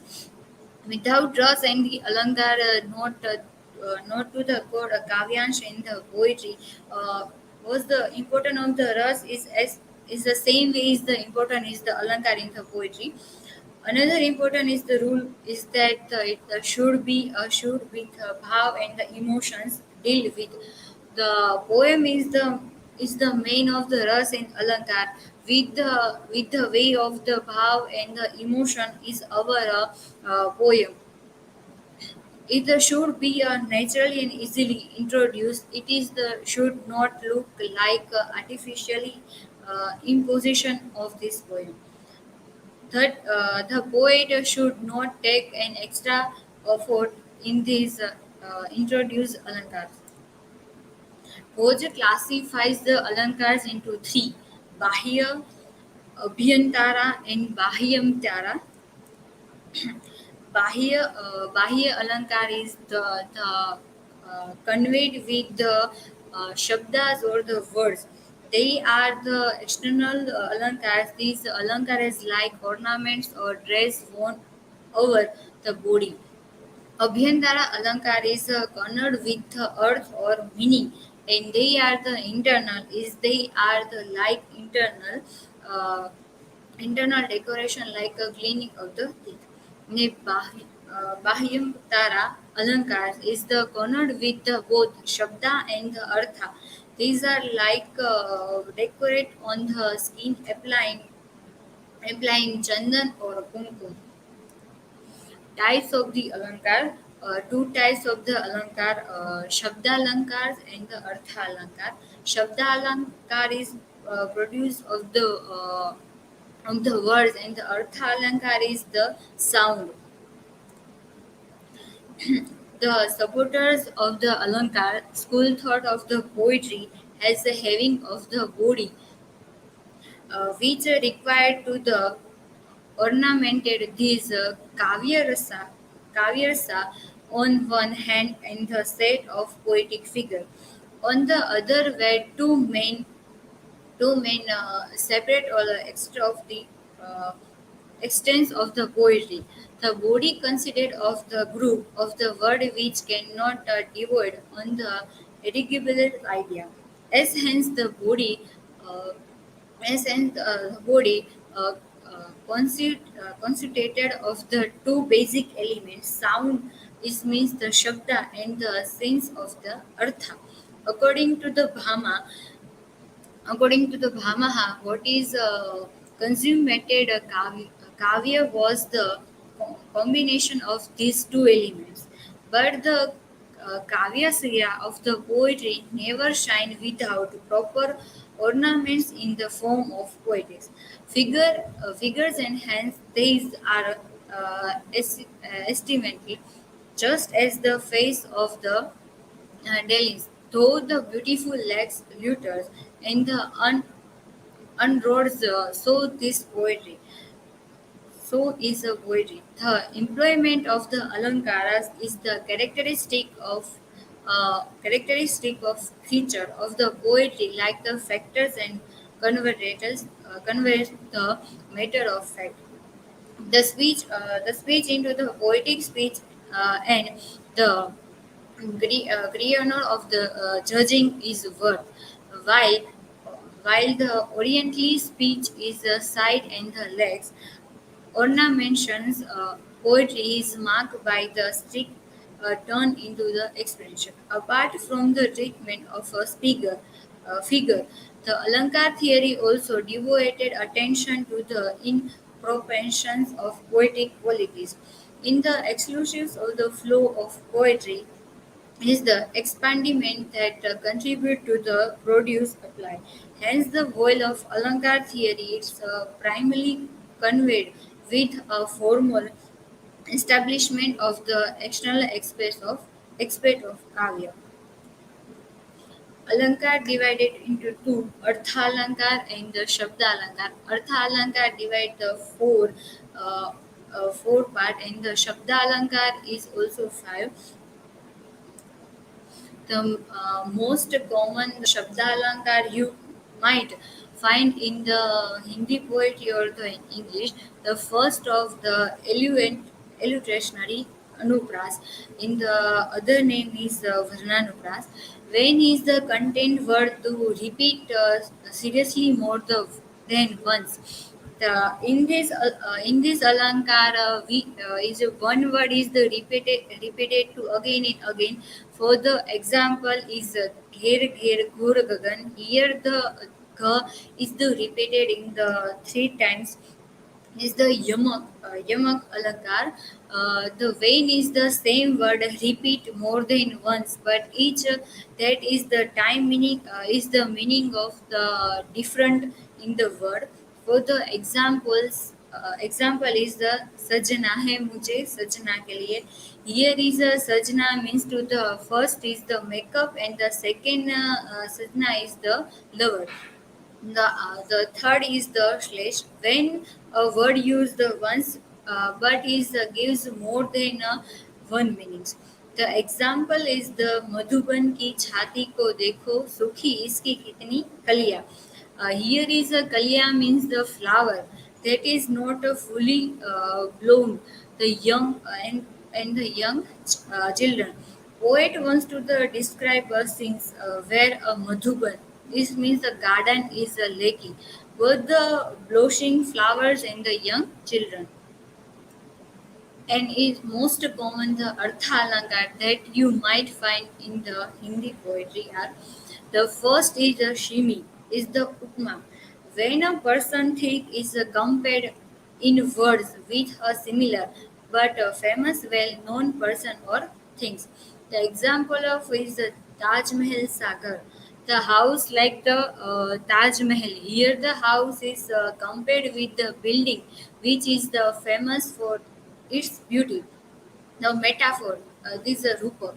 When a word is used for the something to which it is not a literary uh, applicable in the order to suggest a rebalance. The example of the Payoji Mene Ram Ratanadhan Payo. Here Ram is the Hindu god and is suggested metaphorically as the Ratan is the stone and the Dhan is of the money. It is Atishayati hyperbole when a word is used extra good sometime some things or someone to evoke a strong feelings or to create a strong inspiration. Is the example of the dil badal bane आंखें बहने लगी. Here a dil means heart established to the cloud. The dramatic effect of this extragration would be, or the eyes that can the tears as rain because of the heart has turned into the clouds. This is my citation.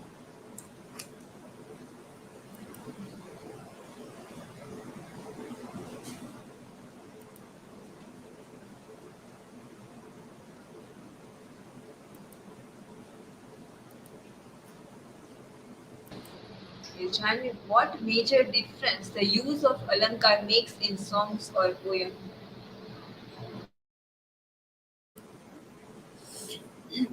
The major difference between song and poem use of Alankar, the poem created the poets are the use of Alankar Dhvanis. Without use of Alankar, that cannot achieve that poems level, and without Alankar, that cannot create a perfect way in the poem. And in the song is not the song created by not important not perfect not important alankar is used is not important the use of the alankar is the singer is like that is a way on the lyrics.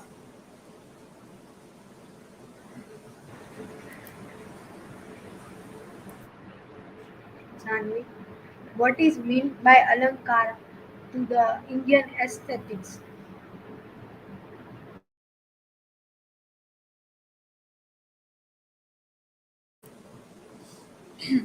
The Indian aesthetics, the Alankar is the meant by the Alankar is like the ornaments in the is like the rus is the rus, and the compare is the Alankar is the important element.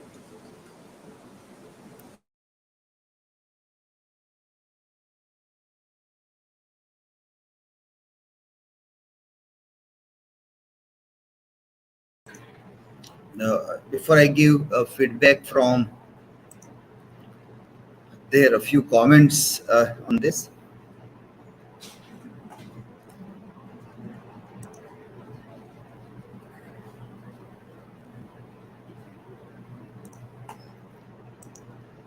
You should have like I don't know whether you referred to this material website where a couple of content is uploaded on this, but you will also find videos, video recordings also of uh, Vinod by Joshi. Last year he has taken online lectures, so that also is there. But apart from that, couple of material is given in that Ganesh Devi's book is referred there. So in this material also you will find some of the words also. This is Indian Literary Criticism, Theory and Criticism, edited by G.N. Devi. Ganesh Devi's work is there. So was it referred by anybody, this work, for the reference on Natyashastra, aesthetics of dramatic experience? So if not, then for your exam and other thing, don't forget to refer. So the 8 rhetorical sentiments. Ras is translated as rhetorical sentiments, and bhav as emotional states. Emotional states, bhav. So those are some of these words. Sthai bhav, mental conditions, abiding mental conditions, yes, and then other things are also given there. So you also require an exact or more specific English word for the Sanskrit words here. Okay? So this you can refer to, if not referred so far, interrelation of bhav and ras, that also you will find here.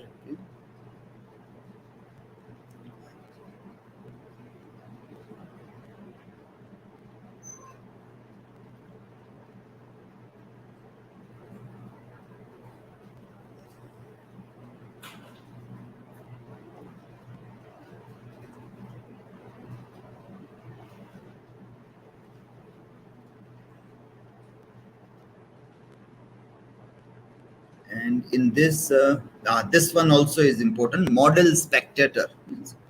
So darshak, who is a model spectator? On that also it is given. So ideal spectator, model spectator. That reference also is coming here. A person who can watch the dramatic performance with all his senses, undistracted.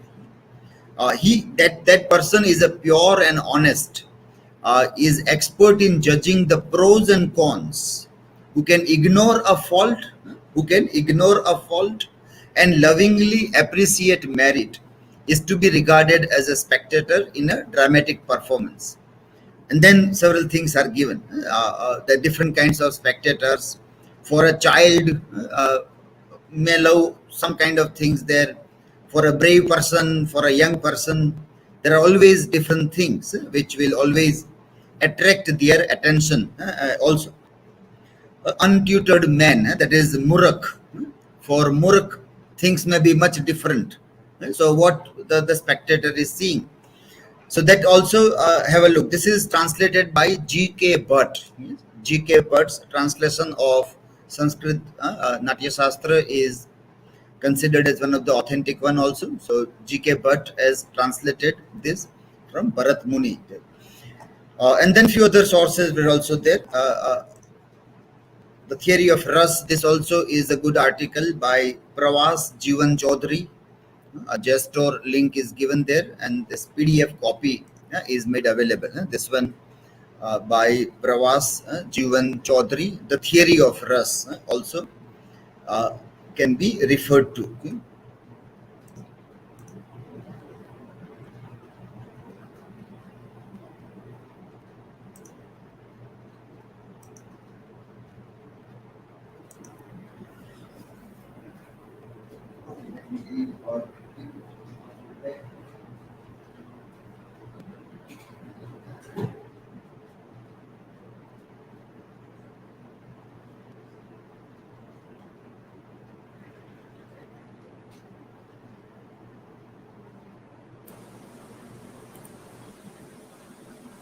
Okay, so by and large, content-wise things are quite okay. So you are able to get a good content on your slides, and you can present that also well. When you deal with poetry, if you give more examples, it is more effective. In last, Janvi was giving examples. Some of you others also brought some examples, but try to explain all these concepts through more examples, poetic lines from any language. Gujarati, Hindi, Sanskrit also, if you are okay with, or English. So you can bring regional poetic lines also. Even in your answers when you write, try to make use of poetic lines in various languages to prove your point. So content-wise, quite fine. Somewhere we need to work on asking questions and answering the questions. So that skills are also necessary to be learned. So that one can see.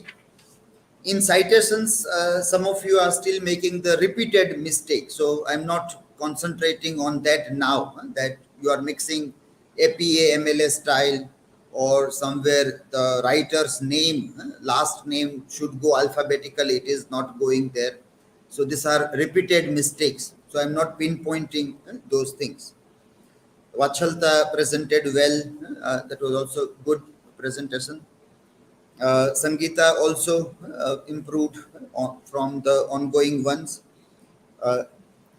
In case of Nirav, there was a question. Yes, I think Vachchalata asked a question about how define poetry according to I.A. Richards.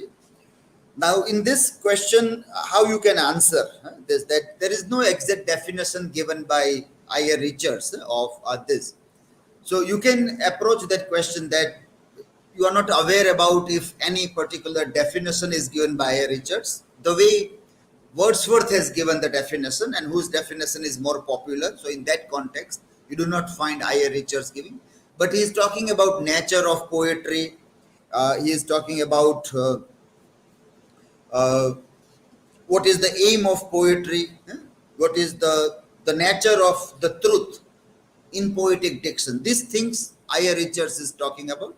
So from that angle, if you want to see, then aim of poetry is there is truth, the nature of truth in poetic diction is this. That way you can approach or you can speak about that answer. So that is how to mold the question and give an answer. How to modify the question, and then you can give an answer. So that skill which we are talking about, that how to answer the things. There. Nilay also present. Nirav also was good presentation. It was very detailed one, and well slides were prepared with good content, all four kinds of meanings, and with examples of poetry. Poetry, several poems were taken. So it was very well prepared. Though it was very long, but well prepared one. Nilay also prepared very well. The slides were well prepared. The content also was very good in that. Okay? Archetypal criticism. You were also asked a question, no, that what is the benefit of archetypal criticism in literature? This. So what you need to say is that it helps us in understanding the narrative structures of literatures of the world, which was in a way unknown. People before that were thinking that literatures are different, but it is manifested in a different way in different languages. There is something that is very common about literature. That is the bone structure, the skeleton of literature seems to be, or it gives us as an impression that there is some kind of a skeleton of literature also, like human skeleton. So then human from any corner of the earth will have a common structure. When people are not aware about those things, they may think that we all are different people. You are yellow people, you are black people, we are brown, you have this height, that height, you have this kind of eyes and nose. So we think they all are different. Then somebody comes and tells that, well, but our bone structure is similar. So that way Northrop comes to tell us this. Certain symbols, they represent same ideas in world literature, different language, but certain symbols, they all represent similar ideas, no matter what time, place, language. Then also, so that is something that is we get a new insight to read literature from archetypal criticism. Nidhi presented on Vakrokti. Okay. There was also a question by Nirav, that does it make derogatory if you follow the kind of a thing also. So that also you can clarify on question that what do we mean by derogatory, or how that also. That it was about. You can unmute and speak there. Yes, sir. So my question was about the degrading the standards of genius of our own. It's like Longinus says, the sublimity of the soul. So if you are having that kind of quality within yourself, then you are following somebody else, then you are forgetting your own else. So it is kind of degrading your own standards by following somebody else's Riti or style of writing. So, thank you. So that is a kind of an influence, that if one is under the influence of somebody, then how far the individual talent can be seen under the influence. So if people are writing under these things, then can it be inferior? But what about individual talent? But at the same time, these are the ways of looking at it. People do their writing in their own way. Creative writers are ultimately free human beings. That is the basic tenet of the creative writer, that they are free. They are never under the clutch or any other influence also. Then that's how you become creative writer. But when you read them, you can say that, well, you are writing this, here is a Vakrokti there, here there is a paradox there, here there are this kind of meanings. These are readers' way of looking. So when one is reading literature, what are the tools of reading literature? Now, those who are studying these all things, it may become a part of their creative writing also. But it is up to them that how they free themselves from all these things. They get the understanding and use that understanding with their own free way of writing the things. And that is up to the writer. If they are not able to free them, they will be heavily burdened. And obviously, the critics or the history will say that there is no uniqueness in this writer. For a while, such writers may be popular, but after a decade or so, people will put them as a subcategory of somebody, and then they are forgotten. So as we see the past history, Not all great writers are known today.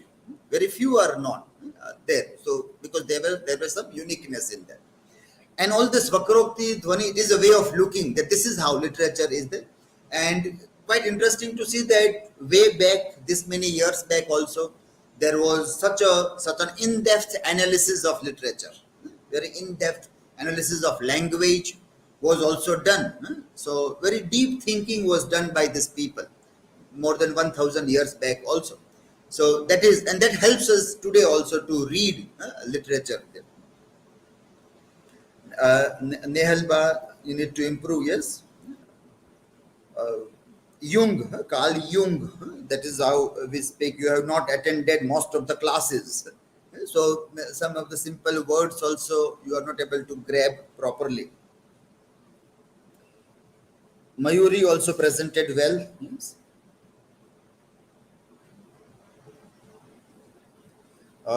Questions when you are asked, give in detail. Explain that answer question in detail. Like there was one question, types of Auchitya, no? You were asked types, so you have to explain or give one or two examples to explain that question.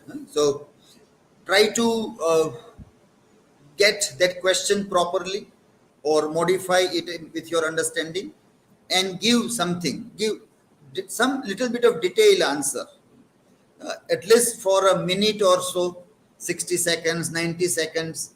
You can give an answer. You are giving answer in 5-6 seconds only. 5-6 second માં તમારો જવાબ પૂરો થઈ ગયો અને ભાગીને બેસી પણ ગયા હો કે હજી તો જવાબ પૂરો થાય ન થાય. So spare the time, question and answers. Khushboo also, content was good, well read also. You read the slides quite well. Jheel also presented well on this. That is where that ideal spectator you have to see, that who is looking. So some people may like this or the other kinds of thing, but ideal spectator is one who will allow that art to overpower them, and he will do a kind of a shastang pranam to art, like he will subdue himself completely to whatever art is there. That is necessary condition. But afterwards, when you become a critic, you stand up and look at that art eye to eye and question the things. But first condition is you have to subdue yourself completely to the art. એ જે કોઈ ઇમોશનમાં આપણને બહેકાવા માંગતું હોય એમાં ત્યારે બહેકવાનું, પછી ઊભું થઈને એને પ્રશ્ન પૂછવાના. This condition. So as a spectator you are a different, as a critic you are a different. When you are sitting down to write a review about a drama or a drama performance or a cinema, you are a critic. But when you are there in the hall, you are a spectator. So how you live both the life together? At that time you can't be a critic, then you can't be an ideal spectator. If every moment you become a critic, you are not an ideal spectator. You have to allow yourself to flow with the gust of emotion that art is attempting at. That you have to allow. Once the cinema is over, drama is over, then you sit down to again look back in tranquility. You again look back and make your criticism that this is fairly well done or not. The art has worked very well or not. That you can then question that. So both the things are necessary, that you have to allow yourself to flow, and then you have to stand up and you have to make your comment on that. That is ideal spectator, and a critic is a separate identity. One can be both, one can be multiple. We are multiple, we are never one.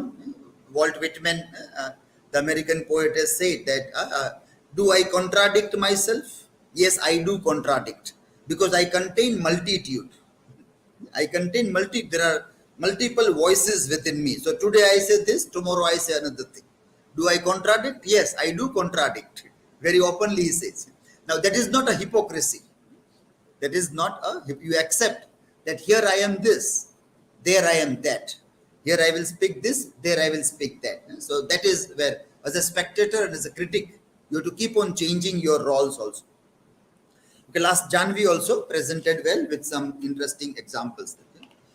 Okay, so we end this, and tomorrow our turn will be odd even. Okay? So odd roll numbers will come in the morning, and even roll numbers will come in the afternoon. Okay? We end this. Wish you all the best for the final presentation.